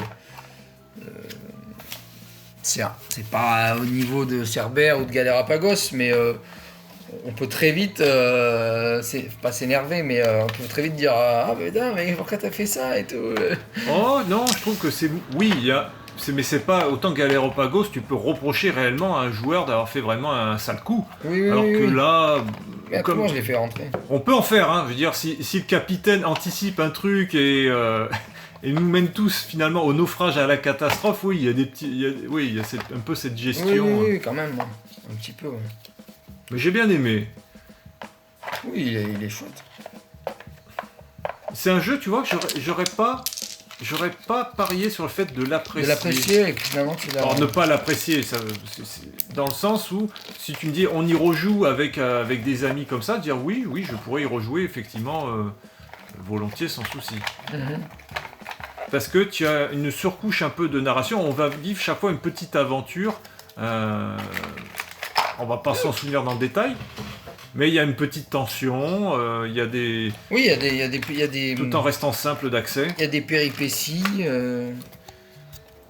Après, ça reste un jeu quand même de hasard. On lance les dés, on voit ce qui se passe. Des fois, ça fonctionne pas. Oui, c'est un peu. Il y a quand même une grosse part de hasard dedans. Ouais. Mais qui n'est pas si gênante que ça. Enfin, c'est pas. On peut s'en sortir malgré le hasard, quoi. Pas toujours, mais tu peux contrebalancer. Enfin, tu peux passer un bon moment même si tu as du mal à réussir ton avancée. Oui, quoi. parce qu'on est tous sur le même bateau, c'est un peu l'idée. Oui, c'est l'idée du bateau. Bon, celui-là, on le connaît très bien, donc on va y passer très vite dessus. Pierre, papier, magicien. Vous l'avez vu dans les jeux fou. Le principe, on refait les actes enfin les sorts de Dungeons & Dragons. Et le but est d'avoir le plus d'argent possible en allant le plus proche du dragon. Ouais. Donc pour moi, un concept super, mais enjeu assez mitigé. Réalisation assez délicate avec les... Parce que vraiment, je trouve l'idée de faire des petits signes, faire vraiment de la magie, mais en soi, le système, pour moi, doit être révisé, parce qu'il y a une super proposition, mais c'est un petit jeu d'apéro rigolo, quoi. Ouais, mais qui aurait pu être pour moi beaucoup plus fluide et sympathique, vu ce qu'il propose. B-Movie, ça c'est marrant. Alors oui, là, pas vraiment un jeu de rôle caché, mais... C'est un jeu que j'attendais pas spécialement quand tu l'as sorti, mais c'est sympa, ouais. Et le but, en fait, c'est de déposer des acteurs pour faire un film, mais chaque acteur a un numéro qui va de 1 à 5, je crois. Je sais plus. Et il y a du -2, -3, moins je sais pas quoi, là. On va regarder un peu vite fait. Ça c'est les scénarios, on s'en fiche, c'est l'extension. Ça c'est l'extension aussi. Ah non, ça c'est les personnages. Et là l'extension. Voilà, donc en fait on a les personnages qui vont de -1 à -4 et de 2 à 5. Et l'idée en fait, c'est que on va distribuer des cartes deux cartes à chaque personne, à chaque joueur. Et en fait, on doit prendre les cartes à l'envers. Donc on n'a que ça qui nous dit, soit c'est un clown ou un croque-mitaine, soit c'est un croque-mitaine et un vampire. Oui, alors voilà, on sait qu'on va avoir un clown ou une sorcière, mais on ne sait pas lesquels. Donc on va exposer aux joueurs face devant nous. Donc voilà, les autres joueurs vont... Voilà, on va tous voir le -2, et on va lui dire, est-ce qu'il est... Moi je demande est-ce que je le garde ou pas pour mon personnage. Si les gens pour l'engager pour un film. Voilà, pour l'engager pour le film. Est-ce que c'est intéressant et nous, donc, on va soit l'inciter à le prendre ou à pas le prendre, pour soit il abandonne, soit il va nous le laisser... Si tout le monde me dit oui, je peux le donner à n'importe qui a dit oui, ou le garder pour moi. S'il y en a un qui dit non, et des gens qui disent oui, je dois le donner obligatoirement à quelqu'un qui a dit oui. Je peux pas le donner à quelqu'un qui a dit non. Donc ça permet aussi de se dédouaner du truc. Et donc là, je dis, soit je le garde, soit je le donne. Si je le donne à quelqu'un, il est obligé de l'accepter. Si je le garde, je le passe devant moi. Seulement si c'est à -2, du coup, ça me fera au tour final -2 en points. Quoi. Et j'en reprends un autre, et c'est à l'autre joueur de faire de même. Et ainsi et on peut superposer, donc il peut avoir une sorcière et qui a on peut 5, superposer, effectivement. Justement, qui va contrebalancer ses -2. Et on peut commencer une partie avec un malus, avec -0, et gagner parce qu'on a su bien gérer et recouvrir toutes ces mauvaises cartes après. Et on peut faire un peu comme au blackjack, on peut compter les cartes, c'est-à-dire voir les cartes qui sont sorties, puisqu'elles sont... Oui. Tu peux calculer un peu les probabilités. Il y en a une de chaque, quoi, elles sont en termes limités. Alors le jeu, on l'a quand même pas mal joué. On l'a joué avec Catherine et Rémi aussi, on jouait à 4. C'était très sympa. Son seul revers, je trouve que c'est dommage que le jeu ne se repose que sur cette mécanique, parce que du coup elle se répète un peu au bout d'un moment. Oui, c'est un peu que tu montes la carte et au bout d'un en fait tu t'en lasses. Au bout de la 10e ou 12e fois, tu continues, bon alors oui, non, et ça devient un petit peu mécanique. C'est moins psychologique que ça ne devrait l'être à cause de la répétition. C'est un jeu sympa, mais c'est un petit jeu d'apéro, quoi. C'est un jeu de 15 minutes avant de... Mais je le trouve original. Oui, c'est rigolo. Il est original et puis en plus je l'ai pris pour à la base, moi je le connaissais pas, je l'ai pris pour avoir pas de frais de port à payer sur un autre jeu. Ouais, quelqu'un qui s'excite dans la rue en klaxonnant. Et je l'ai découvert et ça m'a bien plu. Et là on peut parler d'un jeu dont Nico Bouvier avait déjà évoqué l'idée, c'est lui Chards. C'est son jeu là. Et encore toi t'as pas toutes les extensions, t'en as une. Moi j'en ai qu'une, ouais. Parce que, bref, on reviendra mais pas. Mais t'as bien aimé aussi. On reviendra pas sur tu avais testé chez Nico sur le fait que j'en ai qu'une. Et t'as bien kiffé. quelqu'un est impliqué pour mon Noël. Sur le fait que j'en ai qu'une. Un certain personnage qui commence avec un prénom qui commence par R. M. M. M. Non, R, il a bien fait son cadeau. Ah, pardon, excusez-moi. C'est Monsieur M qui s'est réveillé au dernier moment. Ah, c'est son frère. Aïe, aïe, aïe. Son frère. Et donc, Shards of Infinity, pareil, je vais pas en redire plus que ce que Nico a déjà dit, je vous renvoie à la vidéo. Il y a des personnages qui sont différents. Le but, c'est d'arriver à tuer son 50 adversaire. shards. Et non, soit tuer son adversaire, soit être au maximum de maîtrise. Soit tuer l'adversaire. En ayant la bonne carte, tu le one-shot. Soit au niveau, niveau 50, il y a la carte qui s'appelle Gagner l'infini. 30, pas 50. Oui, 30. c'est 30. Gagner l'infini, et là c'est l'infini de dégâts. Alors lui, on est dans le deck building pur et dur. Ah oui, là c'est du pur et dur. Et qui est chouette. C'est un classique celui-là. 4 cartes pour le premier joueur, 5 cartes pour l'autre. Il fonctionne très bien. Les extensions sont intéressantes. Les extensions apportent des petits plus, notamment celle-là, que j'ai pas joué, mais j'ai joué chez Nico. Les reliques du futur qui donnent. Elles donnent des. Quand on a 10. Mais c'est pas slivé. Non, j'ai pas. Non, je t'ai dit, j'ai pas joué. J'ai pas eu le temps d'y jouer. Donc c'est pas slivé. Mais avant de les jouer, il faut les sliver. Chaque personnage a. Quand on a 10, on peut récupérer une carte et la mettre par devers soi. Oui, on peut les tuer. Au lieu de taper sur son adversaire, on tue ses cartes pour récupérer une récompense. Ah non, mais non, qu'est-ce que je dis? Non, c'est pas la même extension. C'est des bonus. Ça, c'est des bonus. Mais non, ça, c'est les cartes qu'on récupère quand on atteint un certain niveau de maîtrise. On les rajoute dans son deck. Ouais, je confonds avec une autre extension. Non, justement, c'est l'extension que je voulais et que j'ai pas eu. Et qui est bien. Qui s'appelle Au-delà de l'horizon. Toutes les extensions sont bien. Je dirais contrairement à Hero Realms où, comme j'ai vu le dernier Kickstarter, où il commence à abuser niveau prix, ou avec des choses qui changent pas forcément. Alors, je parle pas des nouvelles cartes, mais déjà toutes les classes ou tous ces trucs. Là, je trouve que toutes les extensions de Shards of Infinity apportent quelque chose, sans alourdir la formule. Clairement. Alors, franchement, c'est une belle continuité. Not Alone, le jeu de Ghislain Masson. Alors on a fait une petite vidéo, mais on l'a perdu. Enfin perdu. On a eu un problème technique. On en fera une. Mais en tout cas, vous l'avez peut-être vu dans la vidéo de Nico, son nom à ce monsieur Ghislain Masson. Ghislain, pardon. Ou Ghislain Masson. Ah non, c'est Ghislain, c'est comme toi. Je sais pas comment on dit. C'est pas Ghislain. Bon, je sais pas. Moi, tu sais on pas m'a comment tellement on appelle appelé ton nom. Ghislain que maintenant je dis. Ça y est, t'es prêt à l'accepter. Mais il y a des gens, ça se trouve, ils disent Ghislain, moi je dis Ghislain. Et dans la vidéo de Nico, le monsieur a prévu un autre jeu qui s'appelle Badass Horde. Non. Pas Badass Force. Badass Force, qui a l'air vraiment pas mal. Comme Broforce, le jeu vidéo. Voilà, comme le jeu vidéo Broforce, et il utilise tous les personnages de l'imaginaire, hollywoodien. La culture. Comment ça s'appelle? Les acteurs. Ripley. Les action man. Ripley, John McClane, enfin tout ça. Enfin, ils n'ont pas les droits, donc c'est pas les vrais noms, mais on a tout bien compris l'idée. Dans Not Alone, le principe, c'est un peu du deck building, en quelque sorte. On va constituer un deck en ramassant des cartes qui vont nous permettre de faire des effets. Et on a en face de nous un deuxième joueur, c'est un affrontement à 2 joueurs encore, mais à plus de 2 joueurs. C'est-à-dire qu'il y a un joueur qui joue la créature, le monstre, et d'autres joueurs de 1 de plus, donc de 2 jusqu'à 7, oui, peuvent jouer. Alors, il y a des planètes là. Il y a toutes les cartes planètes que l'on pose qui font chacune un effet. 1 à 10. Quand tu te poses dessus, et moi. Et au début, on a que 1 à 4 dans son deck. Et après, on peut aller chercher la 5, la 6, la 7, la 8. Ouais, voilà, ça s'enrichit.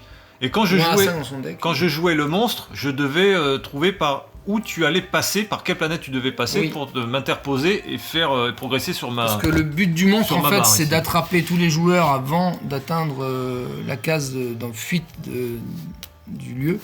Et le but des joueurs, c'est de fuir le lieu du monstre.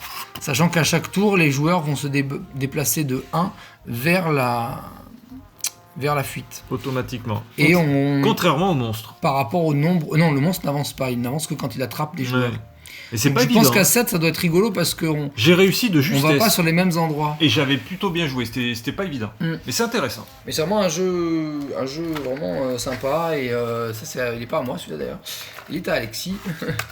C'est Rémi et Catherine qui l'ont offert à Noël. Alexis il s'est régalé avec. Voilà. Ah, on atteint les gros là, on commence à toucher aux gros. Ouais, on en est à 1h20. Non, mais les gros jeux. Les montagnes hallucinées. On en a parlé en jeu Cthulhu. Bah très facile en fait, le principe des cartes c'est de ramasser des objets ou des équipements pour résoudre des problématiques induites par des tuiles. Et les autres cartes sont des cartes de folie qui ont une action sur les joueurs. Donc par exemple, un joueur ne pourra plus parler, un joueur devra se gratter le nez chaque fois qu'il dit un mot, un joueur ne pourra pas dire le nom des cartes qu'il a dans sa main, ou le numéro des cartes qu'il a dans sa main, et ainsi de suite. Ben, je dirais, comme je veux répéter ce que j'avais dit quand on en avait parlé, un jeu, quand tu me l'as présenté, je me dis, waouh, ça va être chouette, et puis en fait, le truc d'imposer un effet de carte jusqu'à la fin de la partie, ben, c'était trop. Oui, c'est vrai que c'est... Et dire, par exemple, ne pas parler, je suis désolé, je joue pas un jeu de société. Et en plus, elles vont aller en modulant. Ça se cumule. Elles vont de plus en plus haut. T'as des folies de niveau 1, après tu prends une folie de niveau 2, après tu prends une folie de niveau 3. Alors, t'es pas obligé... Alors je pense qu'il y a une manière un peu de moduler l'expérience de jeu, un peu comme chacun veut le jouer, mais c'est dommage. Par exemple, l'effet de pas parler, bah, moi je vais pas jouer un jeu de société, on me dit, bah tu parles plus. Alors, c'est un concept, tu ne parles plus pendant ce tour. Ça, je le comprends. Ah, tu parles plus jusqu'à la fin de la partie ? Non. Oui, c'est chaud. Ouais. Après, je crois que tu annules la niveau 1 et tu prends la niveau 2 et voir ça se cumule. Ouais, moi j'ai joué qu'une fois. Clank. Bon, on présente pas. Hein. Jeu de Paul Denen, créateur aussi de Dune. Et de Dune Ultimatum. En gros, les cartes, elles servent au deck building, donc elles servent à améliorer, à s'acheter dans une rivière. De Dune Ultimatum ? Imperium, tu veux dire ? Bah, de l'extension là. Tu veux dire le dernier Dune ? Lors de je sais pas quoi là. Hein ? Non, l'extension de Dune Imperium. Ah, Immortal Immortal Ultimatum ou je sais pas quoi là. Immortal, oui, bon, d'accord, ok. Et oui, donc Clank. Clank, bah voilà. Alors, il y a le classique, tu préfères le Legacy ? Il y a le Legacy également que j'ai, on voit pas. Ouais. Et il y a la grande aventure qui permet, pareil, comme dans Star Rim, de jouer dans Hero Rim, pardon, de jouer des personnages spécifiques avec des pouvoirs spécifiques. Alors, est-ce qu'on peut appeler ça du semi-coop ? Ouais, non, pas vraiment, parce que c'est vraiment du full affrontement. Ouais. Sauf dans le Legacy. Sauf dans le Legacy. Legacy, on est dans du coop. Legacy, on est vraiment dans du full coop. Bah non, pas full coop, parce qu'il y en a un qui peut essayer de profiter, de faire plus de points que les autres, et... Ah ouais, il y avait ça dans le Legacy. Il me semble, hein. Ah si, ça me revient, parce qu'il y a... Oui, il peut y avoir des trucs où tu gagnes plus. On m'en a parlé, et on avait un, il m'avait parlé d'une expérience, ils avaient enchaîné toutes les parties sur plusieurs heures, plusieurs jours, ouais. Et à un moment donné, t'as un joueur qui avait fait un sale coup, et ça avait fait toute une histoire, toute une embrouille, donc oui, c'est du semi-coop, le Ah Legacy. oui, c'est semi-coop. Prochain jeu. Ah ben voilà, on en parlait. Mais attends, on parlait de Clank, juste brièvement, un peu ton point de vue, c'est un jeu que tu aimes beaucoup. Oui, c'est ça qu'on veut savoir. Moi je l'adore. Je l'adore, son extension Grande Aventure. Grande Aventure ? Oui, Grande Aventure. Parce que toi tu y as beaucoup joué au classique. Énormément. Ouais. J'ai pas encore joué aux extensions pures du jeu, c'est-à-dire aux trésors engloutis, celui des araignées, celui des momies. J'y ai pas joué. Les singes non plus, manqué, je sais plus quoi là.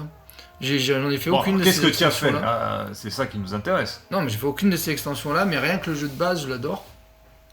Je le trouve vraiment exceptionnel. Et là, il y en a un nouveau qui sort qui s'appelle Clank Catacombe. Ouais. Mais c'est avec pour des tuiles. l'instant, il est en anglais. Ouais, avec des tuiles. C'est un peu un délire à la Subterra où on sort les tuiles petit à petit, on sort le terrain petit à petit, et ça peut être pas mal. Donc pour Clank, pour résumer, parce qu'on en fera, je pense, une vidéo dédiée, parce qu'il le mérite. Tu as un dragon, tu dois aller prendre des trésors, et puis tu as dans le Clank classique, hein, et quand tu remontes, le premier qui remonte... Le premier sorti va déclencher une suite d'opérations en chaîne qui vont faire une suite d'attaques du dragon à chaque fin de tour du joueur. Et qui vont aller de façon exponentielle. Donc ça, au début, on tire un cube de dragon, et ça va jusqu'à la mort. Le quatrième tour, je crois. Et voilà. Et moi, tous ceux qui sont pas sortis sont morts. Quoi. J'ai toujours eu une mauvaise expérience, malheureusement, avec le Clank classique, parce que chaque fois, c'était Alexis qui avait foncé pour sortir, et je me retrouvais toujours coincé. Et même en étant prudent pendant ma seconde partie, je suis mort à la dernière case, et en étant extrêmement prudent. Oui, j'ai pas eu de chance. La dernière case, t'as pu remonter à la surface. Non, je suis mort. La deuxième partie, c'est que je suis mort une case avant. Ah oui, t'es mort, oui, parce que j'ai pas eu de chance. Il y a le dessous du donjon, et si on meurt au-dessus, les paysans nous traînent jusqu'en haut. On récupère pourquoi mais je vais juste te dire pourquoi j'ai pas eu de chance, parce que tout le monde s'est servi de cartes, et en se servant de cartes, ça fait apparaître plus souvent le dragon. Oui. Et j'avais beau être un des premiers à être remonté, à être prudent, à avoir bien joué, eh ben je me suis pris une claque du dragon à la fin, ça m'a dégoûté. Ça n'aide pas. Allez, on passe au suivant. Carnival of Monsters de Richard Garfield. Alors, on y a joué une fois, tu y as joué plus ? On y a joué une fois, j'ai joué deux ou trois fois, ouais, avec Alexis notamment une fois. Alors là, le principe du jeu est simple, assez simple. On a des hauts fonds, des choses comme ça qui représentent le mana. Donc là, j'ai un mana bleu, là j'ai un mana marron, là j'ai un mana gris. C'est bien Richard, hein. Voilà, c'est du Richard, pur et dur. Et là, on a des créatures. Donc pour poser ce basilic, il faut que j'ai d'abord posé ce terrain-là. Et il y a un principe de draft, c'est-à-dire que chacun va piocher cette carte et on va s'échanger chacun les cartes dans un principe de draft. Et à la fin de ce draft, on va poser... Enfin, à la fin d'une première phase de draft, on va poser la carte qu'on aura draftée et ainsi de suite. Avec un terrain au début pour... Alors le but, c'est d'avoir le plus de monstres, le but c'est d'avoir le plus de ressources monstres pour avoir les monstres, pour avoir les plus de ressources et pour gagner le plus d'argent possible en exposant ces monstres. Alors je m'en souviens un peu vaguement parce que ça remonte maintenant à peut-être 2 ans. Ouais, peut-être 2 ans, pas loin. Mon expérience était agréable, mais il manquait encore, je trouve, un goût d'y revenir. Alors pourtant, c'est un jeu de Richard Garfield qui a quand même ce talent de proposer des jeux où on a envie de creuser. Mais c'est vrai que celui-là n'a pas eu l'engouement et le succès de Magic. Il n'a pas eu l'immédiateté. Son dernier jeu, Mindbug, il cartonne. Hein. Il marche bien. C'est un petit bijou, le Mindbug. Ouais. Alors il est pas tout seul, hein. Je crois que sur Mindbug, il s'est entouré de plusieurs... Ouais, il se l'est joué Bruno Catala. Plusieurs acteurs majeurs d'ailleurs du jeu de société.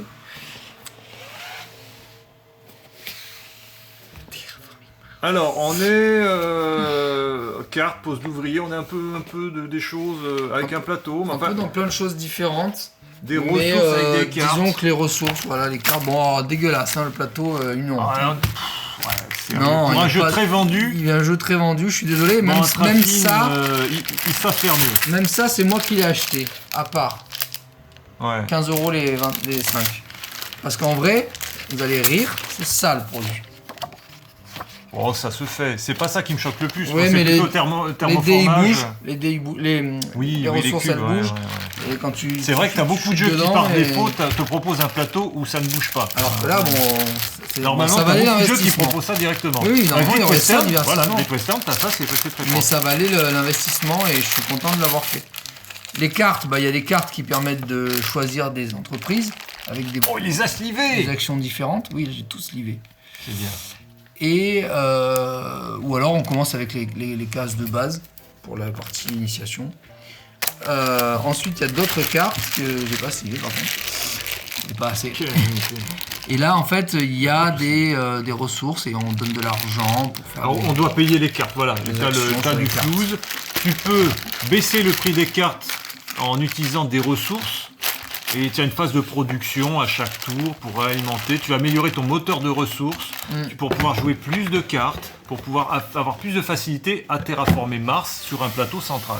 Et mon avis sur le jeu, c'est qu'à part la boîte, c'est un jeu que j'adore. C'est vraiment, j'aime beaucoup.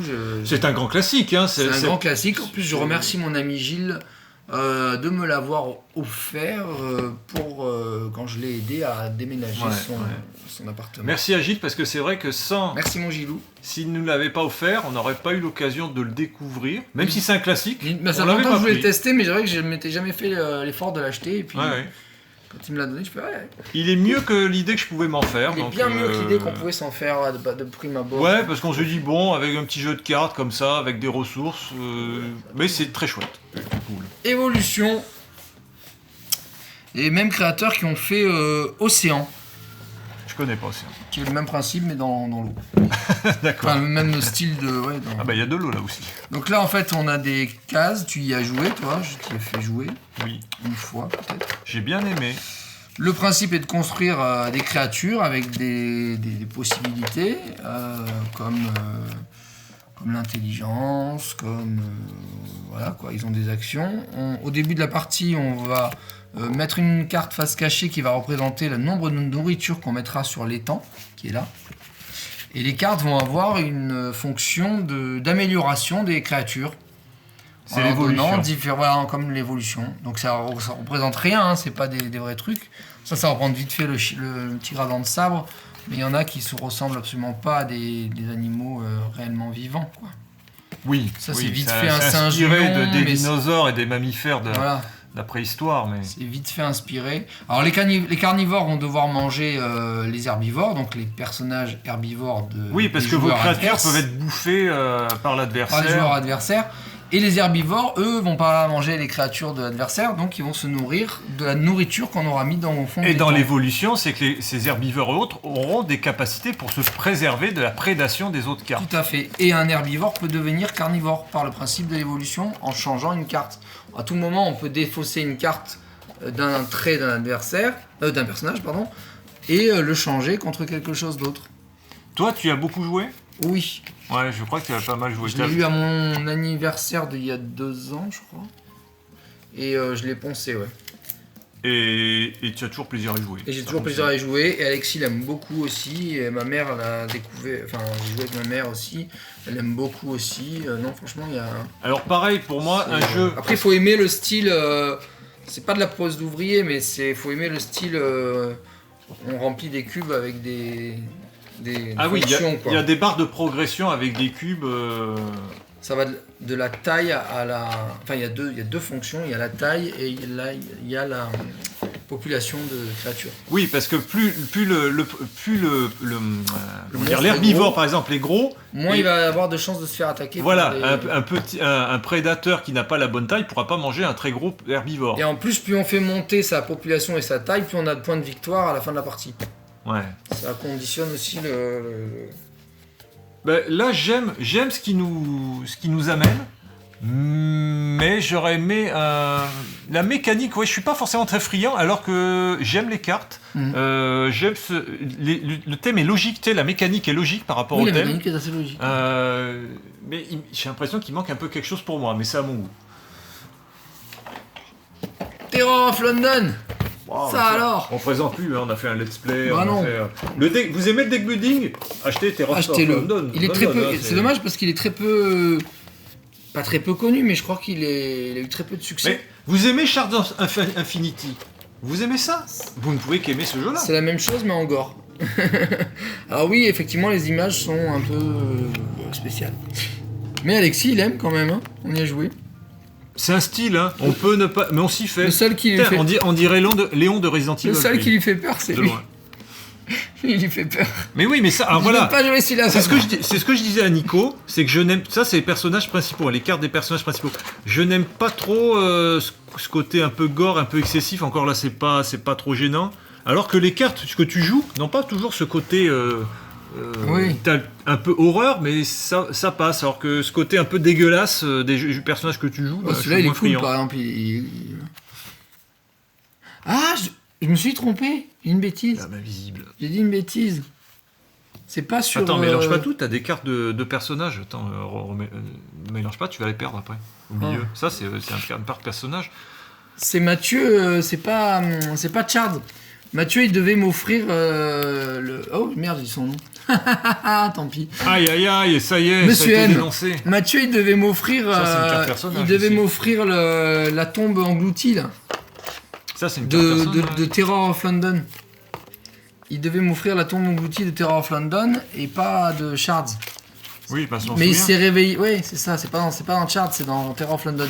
Mais il s'est réveillé trop tard et après il n'y avait plus. Il était plus Alors monsieur se disponible. plaint de ses cadeaux, hein, vous pouvez l'entendre. En fait, dans la famille, ils ont une gestion particulière pour les cadeaux et il est très mécontent. Ben non, des fois on s'envoie des idées et des fois c'est une surprise. Par exemple, là pour Alexis, le Notolone c'était une totale surprise et il a adoré. Moi j'ai eu des surprises et j'ai adoré aussi. Mais là j'avais juste demandé de me prendre la tombe oubliée parce que je voulais les créatures qui allaient avec la tombe oubliée. Reptile tombe pour avoir les reptiliens. Et il m'a pris du coup Servant of Blackgate. Parce que, enfin, pas par dépit, mais parce que je lui ai dit, puisque tu n'as pas pu trouver l'extension, il y a l'autre qui est disponible. Ah, remarque, je peux le mettre là. Non, on mettra les grosses boîtes, je pense. Cerbère. Il en reste encore un peu. Mais Si vous voulez perdre des amis, voilà le jeu parfait. Ah, ben c'est ça qu'on aime, perdre des amis. Cerbère, alors en gros, en très gros, le but c'est d'échapper à Cerbère. Voilà, vous avez un plateau de jeu. Ben ça c'est Vous un des construisez premiers jeux de Nico. Et vous vous barrez. Enfin, premier. Il Oui, adore. c'est grâce à la partie que j'ai faite chez Nico que j'ai décidé de l'acheter. On n'avait même pas fini la partie qui a dit c'est mon jeu préféré. C'est mon jeu préféré. Et Alexis l'a adoré et du coup on y a beaucoup joué et j'ai même acheté... Merde, elle est où? Bon. Elle est là. L'extension. L'extension avec les trésors qu'on peut ramasser avec un mec qui ressemble à Bruno Catala. Alors, pourquoi les cartes? Ben, c'est que tu joues avec des cartes. Tu joues avec des cartes et ce qui est vachement intéressant c'est que au début tu joues avec tes cartes de deck, donc chaque joueur a un deck avec des cartes deck, voilà, par exemple lui, hein, voilà, avec des actions qu'on peut utiliser par le bas ou par le haut, selon ce qu'on veut faire. Donc là par exemple on peut regarder, il y a trois barques et on peut regarder une des barques au choix. Parce qu'en Voilà, fait, quand là on c'est le quitte, plateau de jeu qu'on va constituer, qui est modulable. le but du jeu c'est de fuir les attaques de Cerbère et d'arriver en haut de la barque. Mais c'est plus pervers que ça, parce que pour partir, déjà dès qu'on arrive sur le troisième plateau, on dévoile la barque qui reste et les deux autres sont défaussés. Ça dévoile le nombre de places. Et il faut qu'il y ait 2, 1 ou 3 places. Et donc si on est 1, 2 ou 3 joueurs, ça joue aussi. C'est-à-dire qu'on ne peut pas quitter une partie si on est 2 joueurs et qu'il n'y a qu'une place. Il y en a un qui est forcément mort.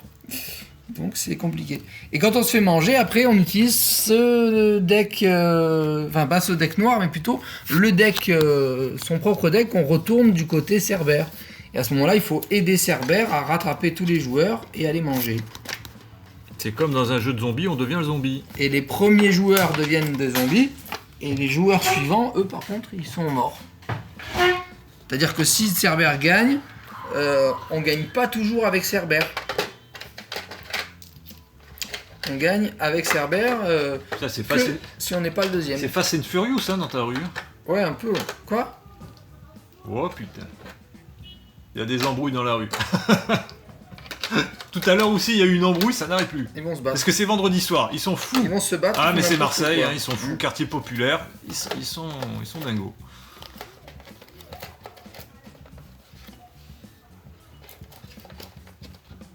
Bon, Cerbère, donc à conseiller. Je conseille. Vous aimez perdre vos amis, allez-y. Ah oui, c'est un jeu pour perdre ses amis, mais c'est un jeu amusant. Ah bah Vraiment. oui, c'est très drôle de perdre tes amis.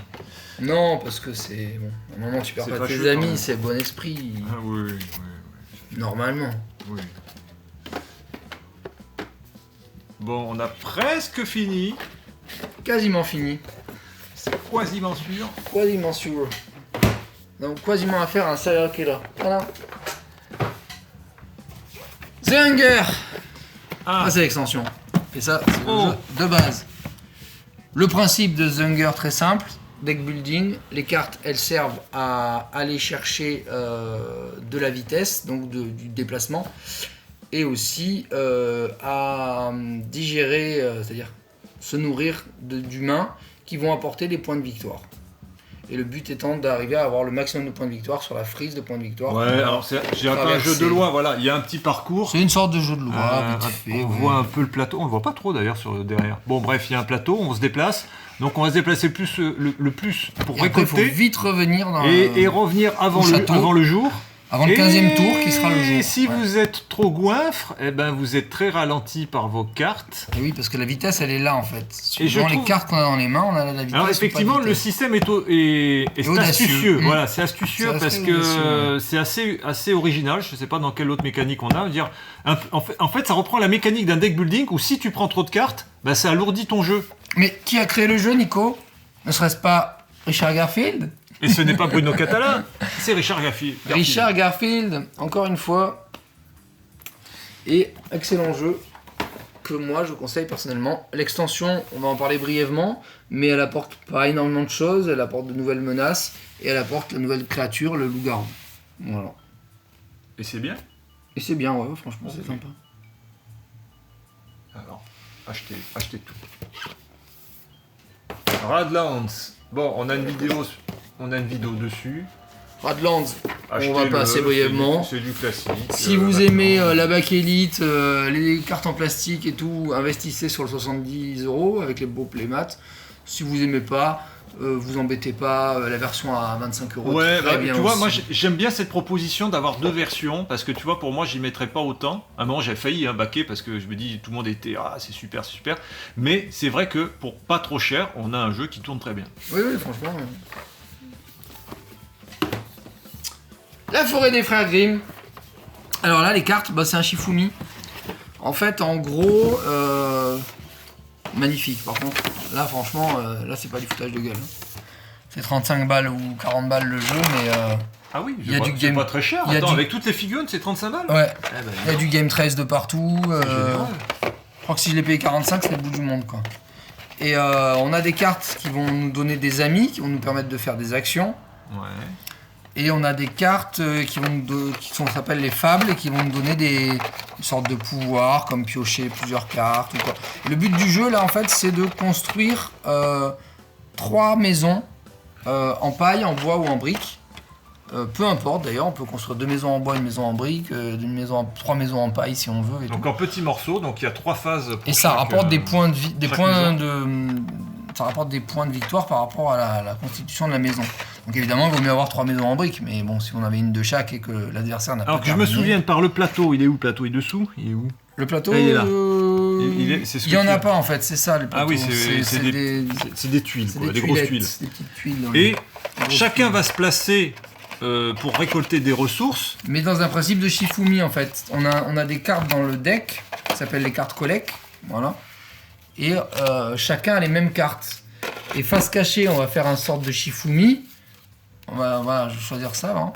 Bon, ça c'est à 4, il y a le marché, mais à 3, il n'y a pas. Voilà. Et par exemple, toi, tu vas dévoiler ça, voilà. Voilà, ça. Ah non, mais c'est le marché, ça ne marche pas. Ça, voilà. On va prendre celui-là. Et là, à 3, on va révéler. 1, 2, 3, paf, paf. Moi, je vais à la brique, donc je me mets là. Et toi, tu as choisi la paille, donc tu te mets là. Donc tu ramasses les ressources qu'il y a dessus. Et moi, je ramasse les ressources qu'il y a dessus. Qui sont à chaque fois 3 pailles, 3 briques, 5 pailles et 4 bois. Est-ce que je me Mais si on partage le lieu, on va devoir diviser la somme par 2. Et ça se cumule d'un tour à l'autre, je crois. Tu en rajoutes des ressources, tu en rajoutes. Par exemple, si c'est 3 partout, tu les remets à chaque fois, ouais. Arrondi à l'inférieur. Non, mais tu en as 3, mais tu vas pas faire 3 de plus pour arriver à 6 à chaque tour. Non, c'est pas Non, ça va être plus. J'ai confondu avec un autre. Arrondi à l'inférieur, c'est-à-dire que si c'est 5, 2 ça fera que chacun gardera 2 et on laissera une paille sur la carte. Et au tour d'après, il y aura de nouveau 5 pailles, donc ça fera 6 pailles. Et ainsi de suite. Voilà. Okay. Et le but est donc de construire des maisons et d'utiliser aussi ces ressources. Ah, puis on a les fameux alliés qui vont avoir des capacités. Les fameux amis qui sont tous différents et qui ont tous des capacités, qui viennent tous du dessin animé ou du conte. C'est ça qui va apporter aussi du sel au jeu.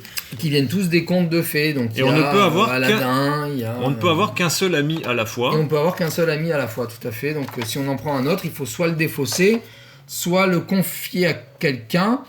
Et la personne qui le reçoit est obligée de le recevoir. Donc ça peut être un cadeau empoisonné des fois. Donc un petit jeu qui tourne, ouais.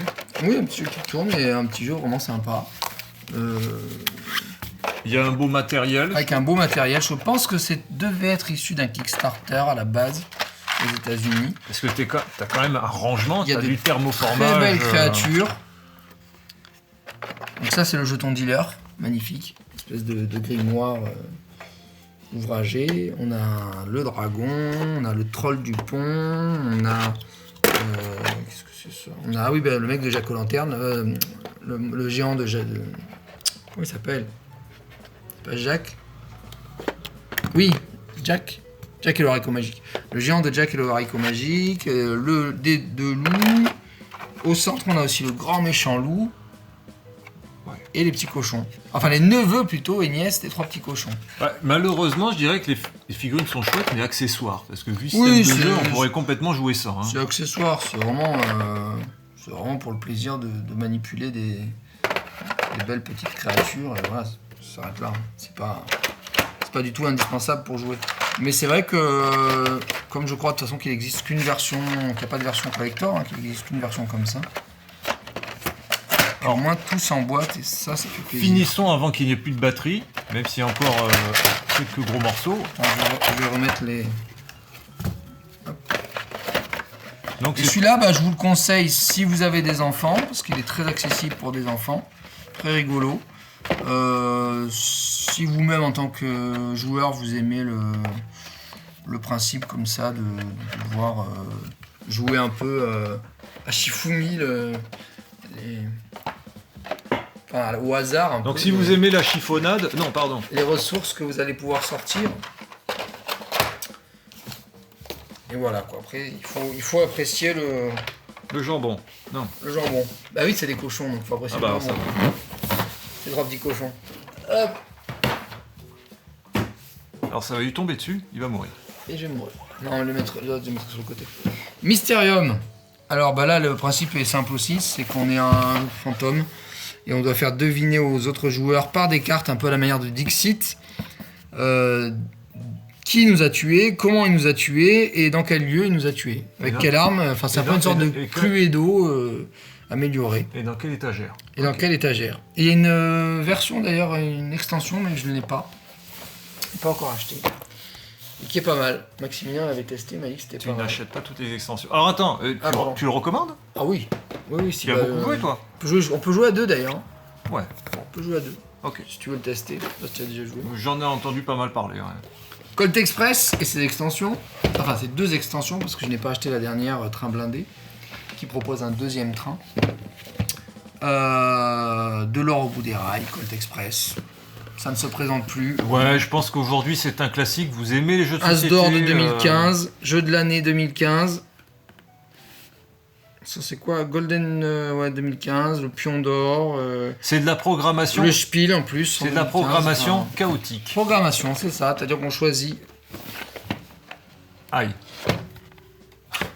On choisit des actions avec nos personnages, on peut avoir du cheval, donc ça c'est des extensions. On tire, on ramasse, chevaux et diligence. On bouge. Ça c'est des idées géniales, ça permet de copier la dernière idée jouée. Le Wanted c'est pour le shérif qui va jouer à part entière, c'est-à-dire qu'avant il est dirigé en automa, on le dirige avec les cartes. Le shérif il est cool. Et on peut le jouer soi-même. J'y croyais pas en cette extension, mais en y jouant, on dit ah ouais, c'est pas mal. Et ça apporte vraiment une plus-value au jeu parce que du coup, on se retrouve à échafauder des plans pour attaquer les joueurs. Alors, tu l'as pas montré, mais regarde, derrière de la boîte, ça doit être précisé, on voit qu'il y a... Ah bah non, on voit pas. Il y a le train, voilà. Oui, le train, oui, le train, il est là, regarde, je te montre. Attends, on soulève les bords. Il est là, le train, regarde. Ah pardon, voilà, on a le train, on met... On les tire petits meeples dessus, parce que ce sont des de... petits meeples. On tire autant de dragons. On est là, on met les butins, on monte et on descend le train et la programmation. Il faut tirer autant de wagons qu'il y a de joueurs. Donc la programmation, c'est que chacun, on va tous jouer au fur et à mesure les cartes. Des actions, comme des se actions, déplacer, et on va comme les résoudre. Tirer, comme donner un coup de poing. Et on va les résoudre après au fur et à mesure par celles qu'on a programmées. Sauf que si le joueur nous devance ou quoi que ce soit, si on met par exemple pour une action on va ramasser de l'argent, et ben s'il n'y a pas d'argent, on ne peut pas le ramasser par exemple. On rate souvent nos actions et tu arrives à des situations un peu improbables ou inattendues qui font le sel du jeu. Ouais, tout à fait. Ouais. Donc très sympa, j'y ai peut-être pas assez joué, j'ai pas mal joué mais peut-être pas assez. Là pour le coup, moi je l'avais découvert en allant jouer chez Benjamin. Avec Lionel et Benjamin. Et c'était une belle expérience de jeu. Du coup, je crois que ça fait partie des premiers jeux que j'ai achetés après les pandémies. Et c'est un jeu facile d'accès. Alors ça demande une certaine réflexion. C'est un jeu facile d'accès. Mais Alexis, c'est plutôt simple, mais pas simpliste. Même si on reste quand même dans une certaine aléatoire. On va s'arrêter là. Aléatoire parce qu'on ne maîtrise pas tout. On va de là. Et enfin, Twisted Fables. Donc ça, c'est un jeu de deck building. Avec les personnages, pareil, pas de la mythologie, mais des contes de fées. C'est un japonais, je crois, qui a fait ça. Non. Gangwang et Giankao. Gang Zombie. Ça doit être des Chinois, je pense, qui ont créé ce jeu. Donc on retrouve Cendrillon, on retrouve... Mais c'est pas des fables chinoises. La Belle au bois dormant, Alice. Non, ils ont repris les contes de fées européens. Il est jouable à 4 en 2 CS2 avec la seconde boîte. Mais suite à ça, ils ont sorti un pack de VS2. Parce que acheter une deuxième boîte, ça revenait quand même assez cher. Pour pouvoir jouer à deux. FFG se gêne pas trop avec Horror Arkham et d'autres. Hein. Oui. Mais après, une boîte, ça coûte combien? C'est cher alors? 35 elle était, je crois. Ouais, mais 2 boîtes, ça fait 70. Oui, mais Horror Arkham, il s'en fiche. Tu veux jouer à 4, tu achètes 2 boîtes. Et donc là, ils ont sorti le machin pack qui doit être à 25 balles, un truc comme ça. Et encore, attendez, je fais juste une aparté. Horror Arkham, ils ont enfin sorti une boîte où tu peux jouer directement à 4. Mais il a fallu le temps. Et ce qui était très sympathique dans ce jeu, donc là on a les cartes pareil, donc on va ramasser un peu comme à Dominion, on va ramasser des cartes en fonction de l'argent qu'on veut dépenser dans des piles d'objets. Oh, mais je l'ai vu ça. J'ai fait ça. Quelle horreur! Quelle indignité, monsieur Bourdin. J'en ai l'estomac retourné. Et dans ce principe, ils offraient les personnages du Kickstarter. Ah! Donc il y avait toutes les figurines offertes. Accrochées sur le... Alors les figurines, c'est toujours cool. Elles sont vraiment jolies. Non, elles sont vraiment cool, mais... Surtout le chat. On est encore dans l'accessoire. Bon, c'est dans l'accessoire, quoique. Parce qu'il y a quand même le playmat et on joue... on pose la figurine, on avance comme à Matchhead. Peut-être moins accessoire que dans les Frères Grimm. Beaucoup moins accessoire que dans les Frères Grimm. Parce que dans les Frères Grimm, effectivement, on aurait pu s'en sortir avec des standees. C'était pareil. Ouais. Mais là, il y a le côté, déplacement. Un peu comme une match. T'as ta figurine, ton personnage. Oui, c'est ça. C'est un peu comme une match. Donc un jeu recommandable. Ah oui, largement. Après, sur celui-là, j'avoue que je l'ai peut-être pas assez suffisamment joué, mais je l'ai trouvé assez inégal en termes de personnages. Ah, pas très bien équilibré. Ouais, certains personnages sont un peu cheatés. Notamment, il y en a une qui est très cheatée, je trouve, c'est Alice. Parce que Alice, en fait, elle a un familier qui est le chat de Cheshire. Et leur action de combo est assez violent. Ouais, c'est assez chaud. Et il y a la Chaperon Rouge aussi qui est chaud. Pas le Chaperon Rouge, c'est Blanche-Neige, je crois. Ouais, Chaperon, ouais, là. Non, c'est Blanche-Neige qui est chaud parce que Blanche-Neige, elle a des marqueurs poison. Et en fait, tu peux donner des pommes empoisonnées à tes adversaires et petit à petit, en fait, ils meurent lentement. Parce qu'en fait, ça a des effets persistants et du coup, ça empêche de... tu peux difficilement tout soigner. Je crois que tu avais joué avec moi. Oui, et du coup, c'était chemin vénéneux ou je sais pas quoi, et du coup... En fait, à chaque fois, tu as des marqueurs poison, et puis quand tu as un certain nombre de marqueurs poison, tu peux plus revenir. Donc, on est quand même là dans une proposition, je dirais, c'est pas avec une rivière, tu as encore des cartes fixes à acheter, un peu à la Dominion. Ouais, c'est un peu du Dominion, ça aussi. Ouais. Mais en confrontation. Ouais, tout à fait. Très bien. Alors, ton petit classement, tes 3 meilleurs. Les 3 meilleurs. 3 meilleurs. Prends le temps de regarder parce qu'on sait plus où on est là. Ouais, c'est compliqué, 3 meilleurs là. T'es obligé parce qu'on est dans le petit top. Alors on n'est même plus dans le top, on est dans l'exhaustif. Tu me dirais les 3 que je sors le plus souvent? Ce que tu aimes, oui, jouer le plus souvent, tout simplement. Clank. Ok. Terraforming. Ouais. C'est vrai qu'on l'a beaucoup poncé quand on l'a je dirais un top 5. Clank, Terraforming, Cerber. J'ai énormément joué avec Alexis. The Hunger aussi. Bon, Radland, je connais pas assez pour pouvoir... Colt Express, non? Colt Express. Voilà. Ok. Et peut-être un top 10, je dirais Terror, Not Alone, Chards. Et... Ah, donc les vrais deck building un peu classiques, tu les mets pas en priorité. Ok. Et Herorim Starring. Donc les deck building classiques... J'ai pas fait de lien vraiment, hein, c'est... Ah bah si. J'ai pas fait de 1 Ah si. Ah, il faut que je fasse de 1 à 10. Non, en fait, non. Tu peux faire, par exemple, comme tu as fait, les 5. En gros, les 5 que tu préfères, tu mets en avant, ce sont ceux que tu as cités. Donc ce serait plutôt avant même donc les deck building classiques. Ah oui, moi je préfère les trucs avec des tableaux, des plateaux. Ah, voilà. Donc ok. Donc c'est plutôt Clank, c'est plutôt Terraforming. Oui. Après, j'aime beaucoup Hero, hein. C'est pas le cas, hein. C'est pas le propos. Hein. Starim et Herorim. Il te faut un support. Voilà. Mais j'aime bien avoir préférence avec au-delà des cartes. Ouais, j'aime bien avoir un support au-delà des cartes. Ouais. Ce qui explique pourquoi j'ai acheté la version un peu plus englobante, un peu plus avec un univers. Eh bien écoutez, pour ce classement, je ne ferai moi-même pas de classement parce que cette vidéo est déjà trop longue. Tu as joué à rien? Non, c'est pas vrai. T'en as joué à plein là. J'en ai joué quand même à plein. Après, c'est difficile. Moi, je serais plutôt à sortir. Ouais, c'est. Je crois que Terraforming. Ouais, ça fait partie des premiers. Colt Express, c'est pas un jeu sur lequel j'aimerais passer vraiment une soirée. Je l'aime beaucoup. Et c'est plus qu'un jeu apéritif parce que t'as quand même une proposition. Oui, c'est plus que ça. Facilement 40-45 minutes.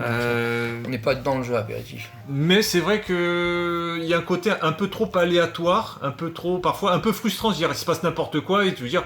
Des fois tu peux subir parce que t'as juste pas de cul, puis c'est comme ça. Mais il est amusant à beaucoup en fait, Colt Express. Oui, sans doute. Ouais. On va dire quand tout le monde se prend des claques, c'est un peu comme Bud Spencer, Terence Hill. C'est la grosse baston et c'est rigolo. Parce que quand t'es moins de. Voilà, quand t'es peut-être pas assez nombreux, tu peux peut-être un peu être en retrait. Alors que s'il y a un autre qui subit un peu autant que toi, tu rigoles. Tout à fait.